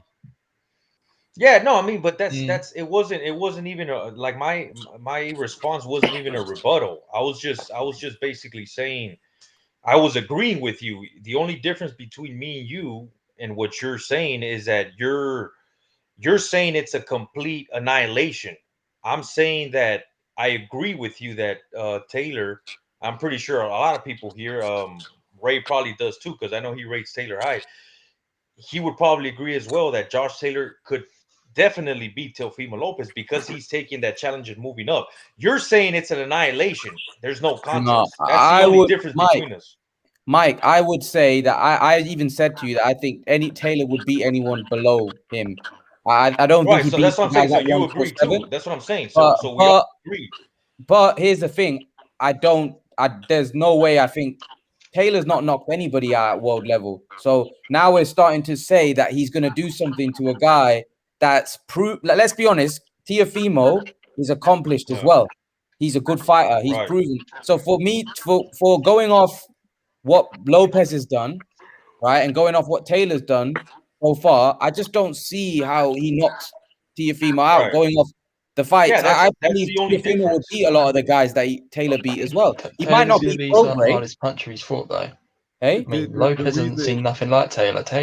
Taylor can whack. Taylor's not a big puncher. Come on, he hasn't stopped anyone at one. Bro, Taylor's got good power. He put Ramirez on his ass twice. Listen, I'm not doubting that he's not got power, but he's not stopped anybody at 140. He's not a Batarbiev. He's not a Golovkin. But here's the thing. He's not on the knockout like that. Yeah, he's not on the knockout like that. Listen, I agree with you. He can punch, but going off their fights right now, we can't say he's going to stop low. Like I don't agree. Lopez beats him, yes, badly by Loma. I mean, I won't be shocked if Taylor. So you don't think Crawford would stop Taylor? Crawford has stopped everybody, right? He's been proving he's knocking everybody out, right? And Taylor hasn't stopped anybody at 140 so far of any kind of relevance. Even Postal, even the other guy that he's fought, Baranchik, and Baranchik. These are not very. Baranchik's not a great fighter by any stretch. You know, he's technically very deficient. Baranchik got knocked out by Zepeda in the fight after, cold. So this is what I'm trying to say. They were swinging at each other. Taylor was technical, and he still put him down. Here's the problem, though. We're not talking about a 140-pound fighter fighting Josh Taylor. We're talking about a guy moving up in weight in his first fight, getting in there. Now, here's the thing. Josh Taylor, I think he's got like 18 wins. Out of those 18 wins, 13 knockouts, but the stoppages are to lower opposition. I give you that. Yeah. However, here's what I'm looking at. Teo gets hit a lot. Okay. Number 2, Regis could not knock out Josh Taylor, and there's nobody here that's going to tell me that Teofimo Lopez can hit harder than Regis. So here's what I look at. He's more explosive than Regis. He's more explosive. You think Regis is more explosive than Teofimo has the kind of power where it's shocking power, where it's like a Javonte Davis. It's out of the blue. It's like Wilder. It's just out of the blue. He hits you with that right hand and you're gone. It's a more explosive type. It's a different type of power. Regis is more a hammer, like a more hammer type power. I'm not sold on Teo being this devastating puncher. I'm really not. Like he didn't do that. Taylor wasn't. He also wasn't able to knock out Postol, man. But Postol's not a durable guy either. Listen, what y'all trying to do is you're trying to compare elite 140-pound fighters to a guy at 135. It's not the same. These guys are bigger. They're used to being hit by bigger men. Naturally bigger men. Teo is going to be stepping up in levels by going up in weight. My point is this: whether he's more explosive than Regis Prograde, to me is irrelevant, because at the end of the day, blow for blow, punch for punch, Regis is going to break down your body quicker than Tio is. And if Josh Taylor could sit in the phone booth with him, he is going to get in the phone booth against Tio and beat him up so bad he's not going to finish. That's just how I see it. He is going to press him and never let off the gas. And I don't think Tio can do anything to get him off of him. I think he could survive, bro, for sure. I don't think. See, we're not, the difference here, dog, is not that we're not disagreeing on Josh Taylor beating Teofimo. We're just disagreeing on the knockout. That's it. It's well, I know y'all are, but I'm saying so it's not. So the difference is not that wide, bro. Is what I'm trying to say. Like it's not. No, I agree. I'm just speaking my point on why I believe he stops Tio. I agree with your points that at 140 he hasn't really stopped anybody at the top. I agree with you 1,000%. But again, I'm just saying that this is a smaller guy moving up. Not only is he moving up, but he's going against the best guy at that class. He's not even stepping up. He's just jumping into the deep water, hoping to swim. No, you're right, bro. You're right. I think that's a great point. The fact that he's not even gonna test the waters. He's going straight to Josh Taylor, and that's a huge challenge for anybody. Anybody going to another weight class and fighting the top guy right away is a big risk. And you know, if he beats him, I tip my hat to him. And if he loses, I still tip my hat to him, because it's a challenge most fighters would not do. But I think Taylor stops him. That's all. Steven, that's where we disagree. I know. Steven thinks that Tio beats Josh. So I'll bring you in, Steven. You heard Tony what he was saying, and I saw you in the comment section. Oh, can you hear me? Yeah. I'm having some technical difficulties. Okay. I disagree, man. Like I was saying earlier, man. I think Teofimo. I think he beats Josh Taylor, man. Teofimo, he needs to be fighting at 140, man. He needs to be fighting at 140, man. He can take those punches. He can take, and he can give them too. That dude, man, that dude is raw, man. That dude is right. That dude is raw, dude. He can take that. And that dude can scrap, man. He got all that. You know, have you ever seen? Yeah, he's got dog. He's got some dog in him, bro, for sure. Man. Again, I have to come back to, I saw Nakatani hurt him, and I don't think Nakatani hits anywhere near as hard as any of those guys at 140. And I also saw Loma rock him. And I know for 100% sure, Lomachenko has nowhere near the power of anybody at 140 at the top. And Taylor's also very precise. He's very good at timing. But you know what? Skills pay the bills, and you can't tell me that nobody at 140 is more skilled than Lomachenko, man. So, you know, he stepped in there with a dude like that. And you talking about the 12th round that you gave Tio, and you said that you didn't see him do it to Loma, but in the 12th round, Loma was holding on for dear life when he got caught in the last minute. Let's not act like Tio almost didn't put Loma out of there. Yeah. Young billionaire, man. Keep going, bro. Let's not act like hold on, and let's not act like the reason why Lomachenko didn't commit for the first 6 rounds is because that thunder that Teofimo was throwing. Every punch that he was throwing had steam on it. So let's not. So why did Loma start throwing then? Like for the 7-2 and the 12. It was a game plan. It was a game plan. He was trying to make him tighter. He tried to drown Teofimo. He thought he was going to drown him. That makes no sense. People were saying he's scared of Lopez's power. Let young billionaire give his thoughts about. Let me give my thoughts. I want to know your thoughts about Teofimo Taylor and Crawford Taylor. Loma thought Tio was going to gas out because he knows everybody in boxing knows Tio has a hard time making 135. Like Tony said, the dude is cutting muscle to make 135. And like you said, Tio has a lean body type. He has a muscular body type. The same thing he said about Conor Ben is true about Tio. Tio is a stocky built dude. And it's hard for him to cut that muscle to make 135. His real weight is 140. So his optimal weight where he'll have more energy and be even more explosive and be even more powerful because he won't be cutting as much muscle will be at 140.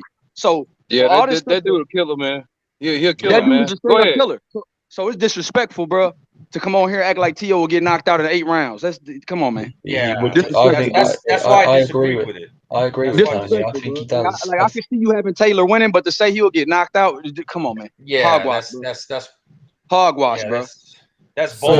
has Lopez been hit by someone like Taylor, who's precise and he's very good at Taylor timing knocked things? out at 140. That's he's the height, man. Taylor ain't not Lopez, but Lopez is a lightweight. He's moving up. I get what you're saying, but who at 140? Hold on, let me finish. Who at 140 that Josh Taylor beat would you favor to beat Tio that Taylor has knocked out? Well, I'm not saying that. It's just the fact that Lopez is moving up. It's a big difference.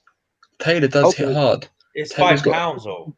But see, the thing about Taylor is he's draining himself to make 140. He's complaining about how hard it is to make 140. Taylor's a big super lightweight as well. He's not like he might be drained while Tio's feeling powerful coming up. He might be catching Taylor at the right time because Taylor don't even want to fight at 140 no more. He said he's gonna honor Jack Catterall because he made him wait. But he also said he's having a hard time making weight. That does drain a fighter. You know what I'm saying? So you might be catching a refreshed Tio fighting a drain Josh Taylor. And now you even in the hey dude, you kicking the truth, man. You kicking that knowledge, man. I kind of go disagree with the whole argument. He ripped it up. He just started ripping it up, man. Whether you agree or disagree, like, oh mate, the way you just came on and just started ripping it up, you know what I mean? Who wins, Young Billionaire, Taylor or Teofimo? Give your thoughts. Break it down for me. Coin flip. Only reason why is because Tio will bring something to the table that none of those guys at 140 bring.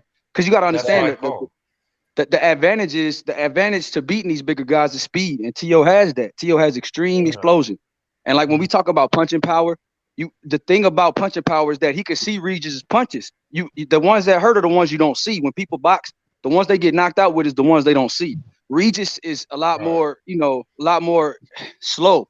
Regis is a lot more in the box where he's a little bit more sloppy than Tio, where Tio punches come out of the blue. That's why he stunned Comey so bad, because Comey did not see the right hand coming. So that's something that Tio has, is sneaky power, where he has better punch placement than Regis. So I just think that he brings a lot more explosion to the table and a lot more hunger. He's a lot more youthful. He brings a lot more energy to the table, and he brings a lot more confidence than a lot of these guys that Josh Taylor been getting in the ring with. You could tell, bro, when you see Teofimo, you could tell he's a strong dude, bro. He's a strong dude. Ooh. He's a solid dude. But is that a good thing for Lopez to have? Is that a good thing for Lopez to have such a confidence? Because he's so young, man. He's very confident, but I mean, does he even beat Prograis? I think people underrate Prograis. Good, man.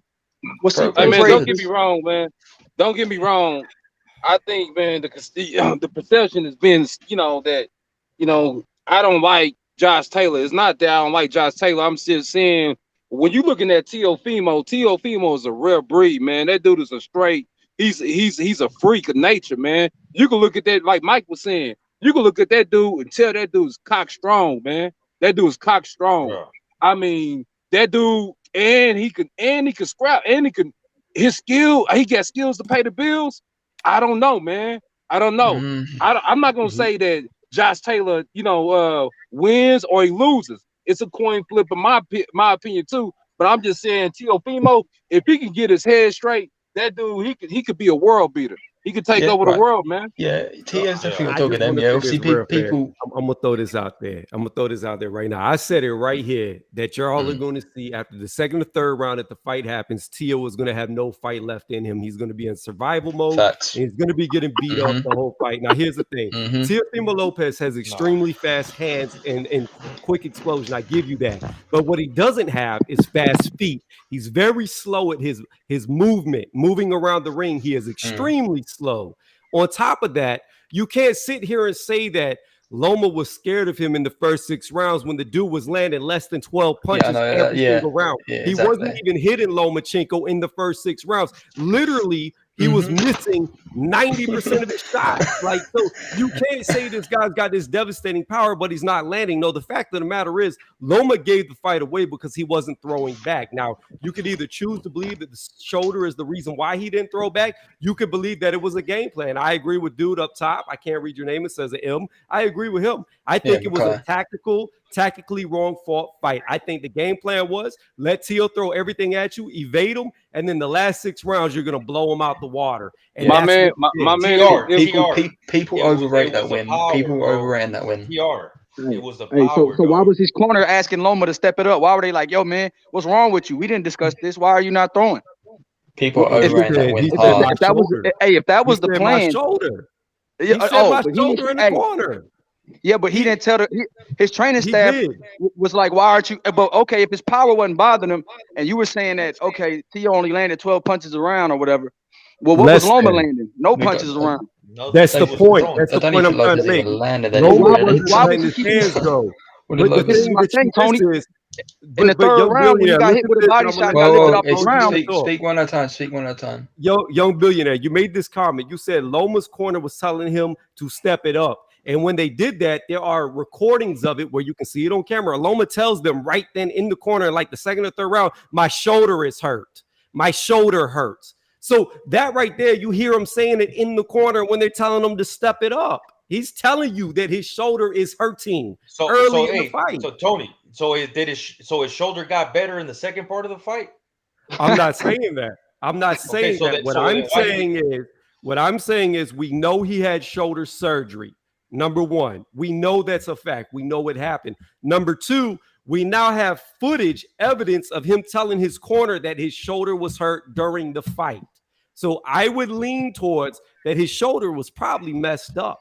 But TR, you cannot watch that fight and not tell me, bro, that he was not feeling Teofimo's power, bro. You don't have to hit a guy in the face to feel the power, dog. You can hit him in the body. You can hit him in the shoulder. They can tell. They can feel it. Matter of fact, Lomachenko said it after the fight. He said it after the fight. He said, he's fast. He's powerful. He said it himself. That was the difference in the fight, bro. It wasn't game plan, dog. It wasn't the game plan, bro. He felt his power, bro. All I know is when he jumped off the ground with a body shot, man. Loma got lifted off the ground with a body shot in the fourth round. If you watch it again, Are you not going to talk about Loma? Are you not going to talk about Loma rocking Lopez, a guy who? No, he was working him. He hurt Lopez. He hurt Lopez. He hurt Lopez. He hurt Lopez. Lopez is twice the size of him as well, man. Lomachenko, who has no real power at 135 pounds, he has an accumulation of damage that he does to people, like he did to Nakatani. A whole bunch of punches stopped that fight. But he really doesn't have knockout power. He doesn't have a lot of power at 135, and he hurt Teofimo Lopez. Lomachenko, a guy who came from 2 weight classes lower, hurt him. And you don't think Josh Taylor's going to hurt him when he hits him? He dogged a guy twice the size of him, and you guys really think he can beat Taylor? That makes no sense. None. Zero. No sense at all. We're not saying that he'll beat Taylor. We're just saying he's not going to get knocked out. Like I'm saying, it's a 50-50 fight. Like I ain't saying he's going. I'm saying to say he's going to get knocked out is We're debating the knockout, bro. We're debating the knockout. We're not saying, Taylor got the size advantage and Taylor got the advantage. We're not disagreeing with you 100%. I'm just saying it's a lot closer than what you think because Tio's special. I think he is special at 135, and if you give him time, I think he can be great. But if he jumps in there after Kambosos with Josh Taylor, I'm telling you, he is getting knocked out. I'm telling you, he'll be lucky to go 8 rounds. He hasn't got hit by anyone like Taylor anyway, so I mean, the perception. If Josh Taylor were to knock out Teofimo Lopez, the perception of the majority of the people would be a shocking victory. Yeah. So just by going based off of that, we know that the majority of people would not be expecting, even if Teofimo loses, the majority of the people would not be expecting Teofimo to get knocked out within 8 rounds. No way. Yeah. Mike, let me ask you a question. Mike, would Lopez be his best win? Taylor's.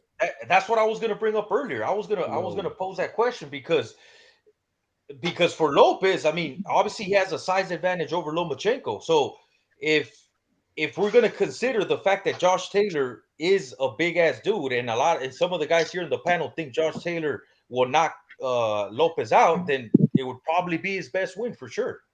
Wait. What was the question? Would that be Tio's best win or would Taylor's best would that be Taylor's best win?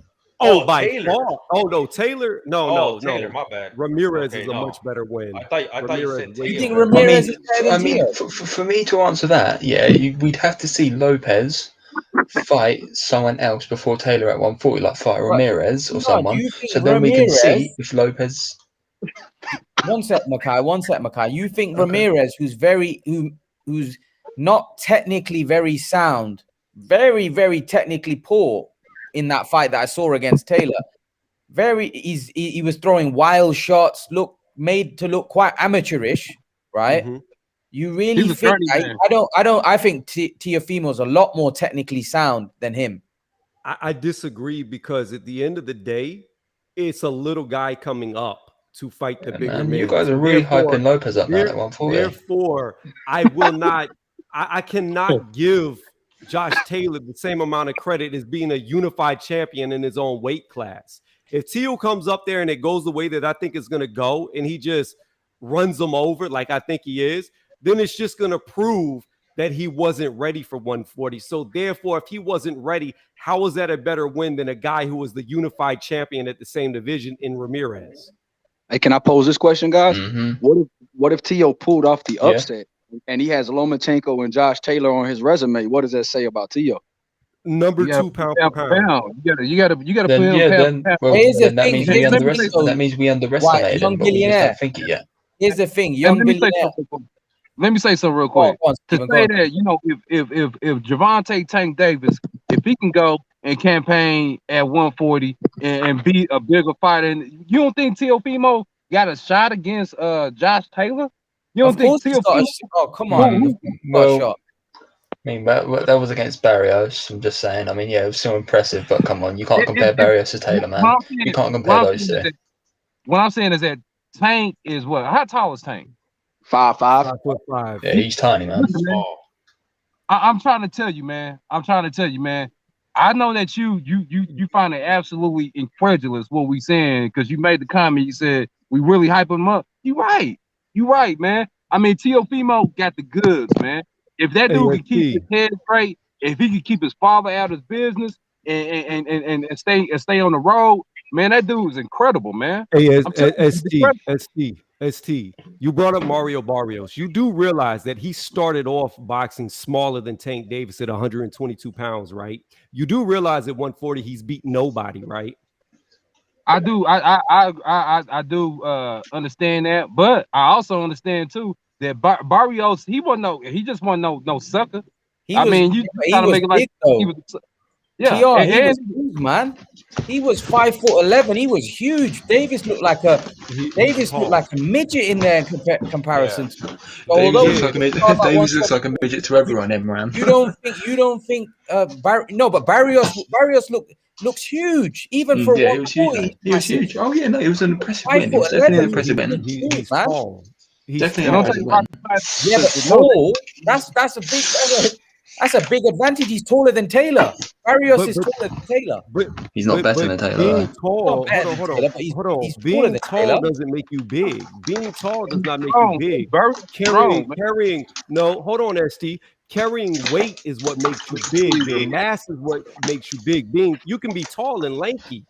Again, Barrios started off at 122 pounds. Tank Davis couldn't make weight at 126. He couldn't make weight at 130, and he couldn't make weight at 135. Tank Davis has busted weight in every weight class he's been in. Barrios was making 122 pounds easily. Tank Davis is a midget. He went in there. He's short. He is short, but that doesn't mean he's small. He's a midget. That dude's a midget. He's short, but that doesn't make him small. Listen, man. Listen. To be honest, Tony, I think Tank just likes to eat. Tank is a small guy. He just loves to eat and gain weight. You know what? He didn't knock him out. He not only knocked him out, but he knocked him out at will. Floyd Mayweather said, "Man, you down on?" He said, "What? I'm down on score." He went in there and stopped him to the body. He beat Barrios, who had never fought nobody at 140. What are we talking about right now? Barrios isn't even an elite fighter at 140. I agree with that. Yeah, he's not. He's not. We're talking about a guy who had the fake regular WBA baby belt.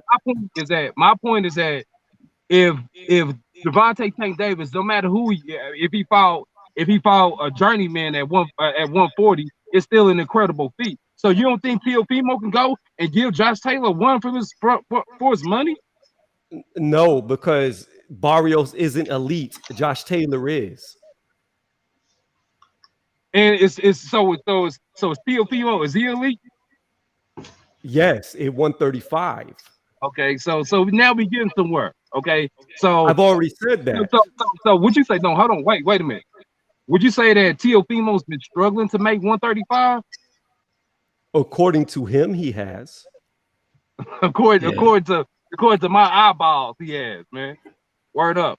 Yeah, Tio's been getting bigger as well, man. It's going to make it a lot harder to make weight. Let me give you a prime example, ST. Let me give you a prime example. Manny Pacquiao, right?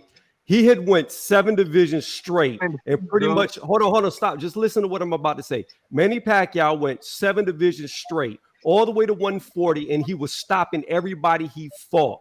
Whenever he went up to 147, he never has stopped a true welterweight. The only welterweight I can think of that he beat was Matisse, who was a 140-pound fighter himself. So there gets to a point to where weight matters. As much as people don't like to believe it, weight matters. And we do not know if Teo's power is going to go up in weight with him. It may. He may be more powerful, but at the same time, he might not be as strong. He might Tony. not hit as hard. I might have to disagree with you there, Tony, man. I think Lopez will be a lot more faster. Those fights? What's that? Did Manny Pacquiao win those fights, though? Yeah, but that's not my point. I was talking about the power not translating as you No, go but up. the power, he didn't knock the guys out. But the fact is, the power, he was putting guys like Miguel Cotto, he was putting guys like Shane Mosley down and hurting them and battering them. Those were devastating defeats. He wasn't just beating; he was beating the brakes of those big guys. Yeah, Pacquiao's special, man. Blind. I don't think we should be comparing this to Pacquiao, though. Pacquiao's a different breed. Pacquiao was a monster at 147. I agree. He was hurting guys at that weight. I'm not saying Pacquiao wasn't. My point was this: as bad as he was beating them up, as bad as he was putting on one-sided ass whoopings on the guys at 147, he still wasn't stopping them. What happened? What changed with Pacquiao to make him go from not being able to stop them? He got up against bigger, stronger men that could take the damage. Yes, they got their asses whooped, but they were able to survive, whereas smaller guys could not. That's my only point. When Teo moves up, I'm not convinced that his power is going to be there to hurt somebody like Taylor. That's all I'm saying. But hey, TR, I get your point, bro, but you're bringing up an example of Manny Pacquiao who had already moved multiple weight classes. Teofimo is not that far away from his natural weight class, bro. Like he's gonna go to 140. He's gonna be strong as hell at 140 still, bro. Yeah, that's way different than comparing the guy that started off at 112, 106 when he was a little kid. Pacquiao came from at 16 years old. Wait, Tony, do you not think Lopez, if Lopez lands on Taylor, he won't hurt him? Do you not think he has the power? That is yet to be seen. Like I said, I've seen Josh Taylor take Regis Prograis' hardest shots, and I don't think Teo punches anywhere near as hard. I agree. I agree that Taylor could stop him, but if Lopez lands and times it, he can definitely get Taylor out. Lopez is powerful. I think Teofimo has enough power for Taylor to respect him. But right, really, sure, 100%. And that changes a fight, though. That changes a fight because that could prevent Teofimo from getting knocked out. Just that alone. Hey, IMT, I just want you to know, IMT, I'm subbing to your channel. So when this fight happens, I can come back on and either be right or wrong. But if I am right, y'all are gonna be really upset by DNSP. Hey, Tony, so and this. It probably won't even happen, dog. That's boxing, that's man. the fucked up shit about it. It probably won't even happen. Well, the thing that I fear is that we won't get this fight because what I think is really going to happen is Josh Taylor's going to go to 147 and Terrence Crawford is going to annihilate him. That's what I foresee happening. Okay, I agree. Whoa. You think Crawford annihilates Taylor? I do agree with him there. No way. Yeah, like nah. Well, you got to think about it like this. Whenever Josh Taylor fought Postile, he was very bad. Terrence Crawford was the first one to ever beat Postile. He beat him when he was undefeated and looked a lot better than Ramirez did, who a lot of people will argue Ramirez should have lost that fight. Yeah. And Taylor looked very bad against Postile as well. And Terrence had not an easy fight, but it was much easier. And that was a younger, less seasoned Terrence Crawford.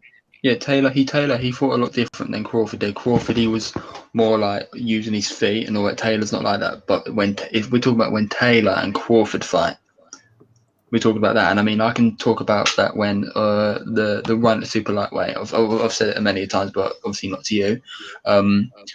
One of Crawford's wins at super lightweight was in Dongo, who had one of the belts.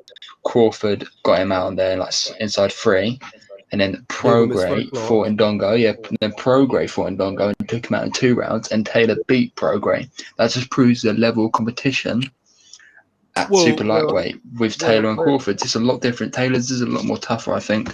But of course, that don't mean anything. It doesn't mean a lot. Crawford can definitely still win. Taylor can definitely still win. But I would favour the Taylor bit with the resume. When Regis fought Ndongo, he was already on his decline. Whereas when Terrence Crawford beat Ndongo, giving him his first loss, there was a lot of people talking about, oh, this is the next best thing. This is the next best guy. And then he ran into Terrence Crawford and he got all that hype train derailed. Yeah, so, Ndongo was never that good. It's a different point of where Ndongo was in his career when he fought Regis and when he fought Bud. Yeah. I can definitely see what you mean there. He was hyped, but then he was never that good. It's a bit like we don't know with Prograis, really. I mean, Prograis, he could flip in, fight some nobody and get beat up, and then the Prograis win downgrades a little. But at the moment, Prograis is a really good win, and at the time Crawford beating Longo, that was a great win. And then we saw what Prograis done to him, and now it's kind of downgraded a little. So I can get what you mean there. But Ndongo was. Hold on, you're going in and out, or I'm skipping. Yeah, I couldn't hear the last part, my man. Yeah, basically, I think he was saying, I don't know, something about. Can you guys hear? Can you hear me? Yeah, I can hear you. Yeah, I was agreeing with what you said. I mean, the Ndongo win after Crawford beating Ndongo, it was a good win. He had all the hype around him. He was undefeated, but then we saw what Prograis obviously done to him. Now it's kind of downgraded, and Ndongo is never really that good, but we just didn't know that. And it can happen with Taylor's opponents as well. I mean, it's kind of happened with Brand. Makai, did Prograis, did Josh Taylor beat Prograis though? Yes, I think he did. Guys? Yeah, I thought Taylor won it. I thought it was a draw. YB? Yeah. I thought that it was a draw because it was too close to call. It could have gone either way. I think had that fight been in America, I think Prograis would have gotten that decision. But it's too close to call. But I do think that Crawford and what's his name? Taylor. Who wins, Little Penny? I would have to say Bud. Yeah. Because which weight though? 147. Oh yeah, it would have to be Bud because Taylor hasn't even fought at 147. But obviously Crawford ain't gonna move back down now to 140 because obviously Crawford's campaigning at 147. So if Taylor's gonna move up and fight him at 147, sorry, you're picking Terrence. Yeah, I'm picking Bud because I just think he's too skilled. Although I have to put in a caveat here that he's skilled. His skills per se is based on people fighting, based on his opponents who are a bit washed up. So I can't give him that full credit. But from the eye test, which I don't like saying this because I don't like eye tests, I think Crawford will win. Who is he beat that was washed up? Because we just discussed Amir Khan. He hold on. Amir Khan, wait, we'll get to that. So we just discussed Ndongo was undefeated. He also beat Gamboa when Gamboa was a pound for pound fighter. He gave him his first loss. He beat Postal when Postal was undefeated, who many argue beat Ramirez, who Josh Taylor struggled with, who is by far the third or second best 140 still to today. He beat Mean Machine Kavalasquez, gave him his first loss. He's a medalist. So I don't understand what fighters has he beat outside of Amir Khan. And he beat, but here's what I will say, because some of y'all sound like y'all are from the UK. I'll say this real fast. What Terrence Crawford did to Amir Khan, I've never seen a fighter do, and it's this. That's Amir true. Khan, what we know about Amir Khan is he has no jaw. So if you clip him, he'll go to sleep. However, I've always seen Amir Khan outbox every fighter he's ever fought till he got knocked out. From the first round to when Amir Khan gave up, Terence Crawford outboxed him every single round. And I've never seen that before. But Okay, that I'm gonna say this. his best. Terence, that wasn't Amir at his best.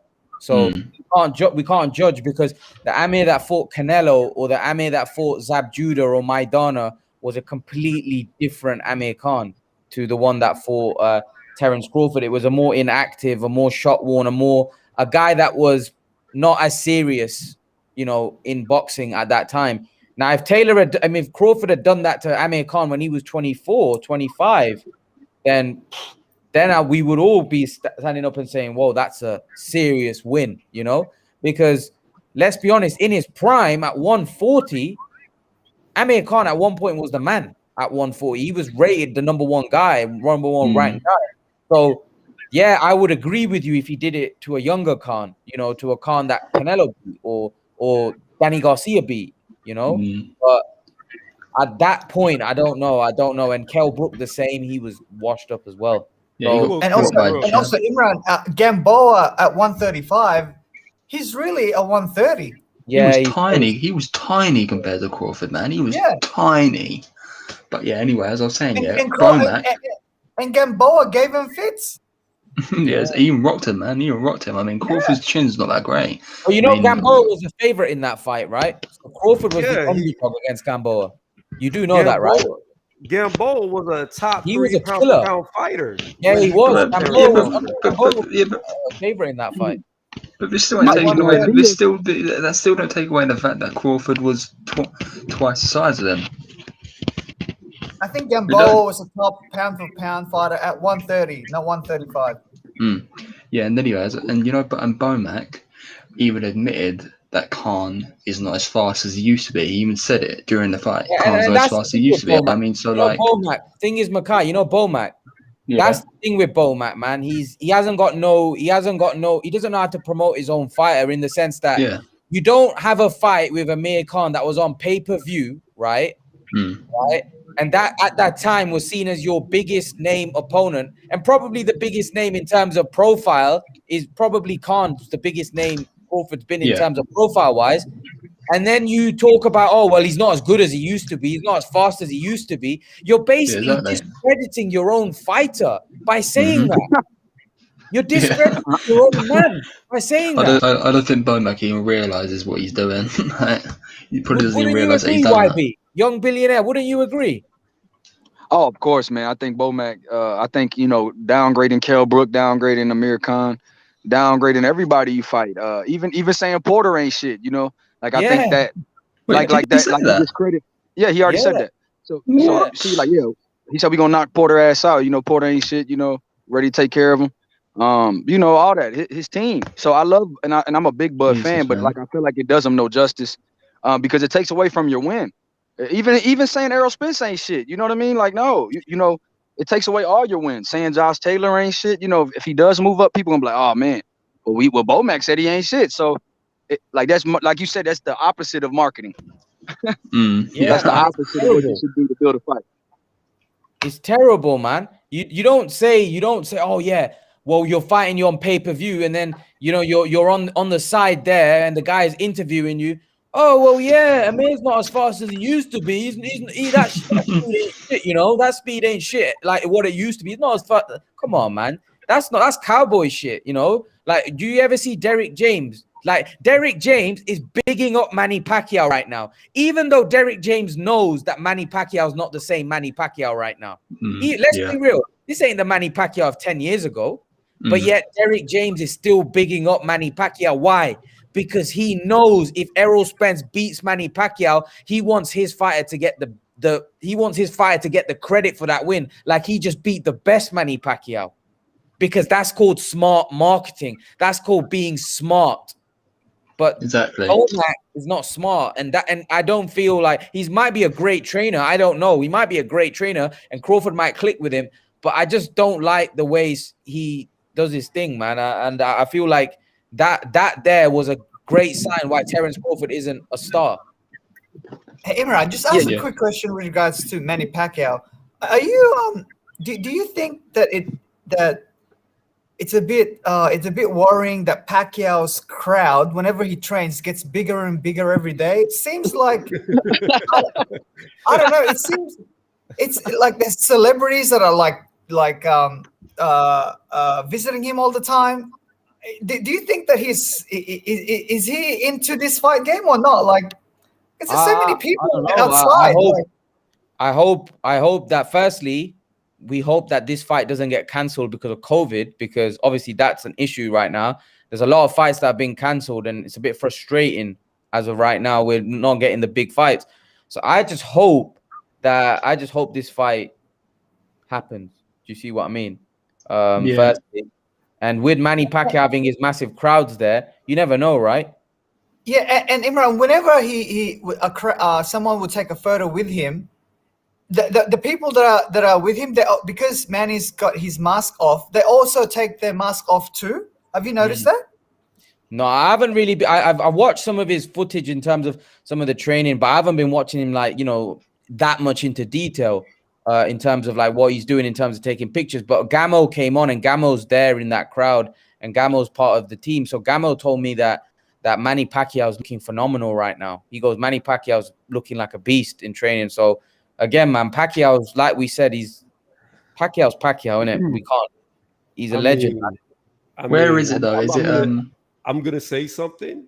Yeah, and go then on. I'm gonna leave it at that. Yeah, go on. Because I can't say either way, but I will say this.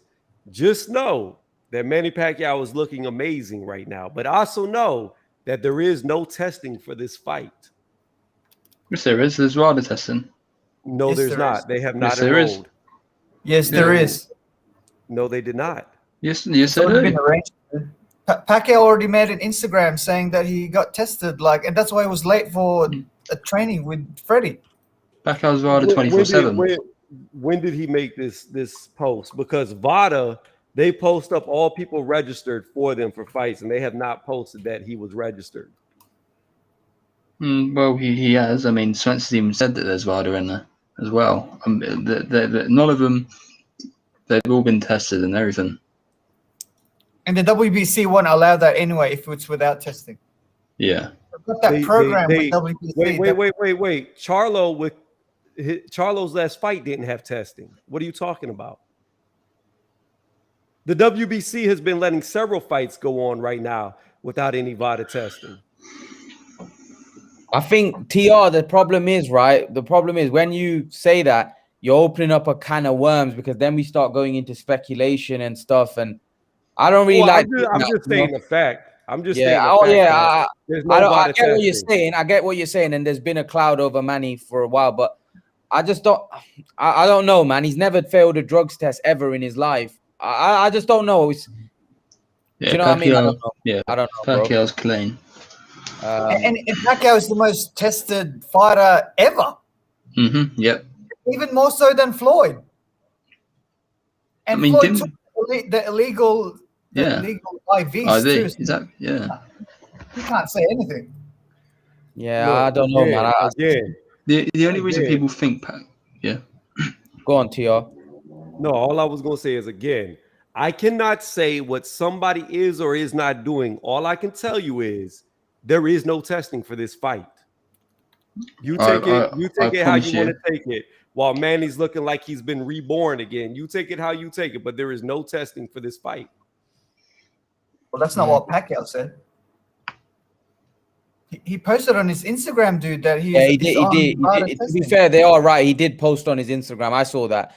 He said I was late to training one day, and Freddie Roach, because I was giving, I was being tested. People get these theories about obviously Pacquiao being on steroids because of the whole Pacquiao is scared of needles thing. Yeah, but he's got tattoos on, so it makes no sense. If you guys have ever heard of that, people saying that Pacquiao said that he's scared of needles. Do you remember that? Yeah, but dude. No, I'm about to say. Yeah, Pacquiao never said that. Do you know who said that he said that? Floyd Mayweather, and that's clearly a lie. I mean, Pacquiao never said that. Makai, I just had my my Pfizer shot, right? And I've had flu shots since forever, right? So I've had, I don't know, so many injections, but till this day, I'm still scared of needles. I can't just go to, like with that Pfizer shot, I had to get my mental psyche ready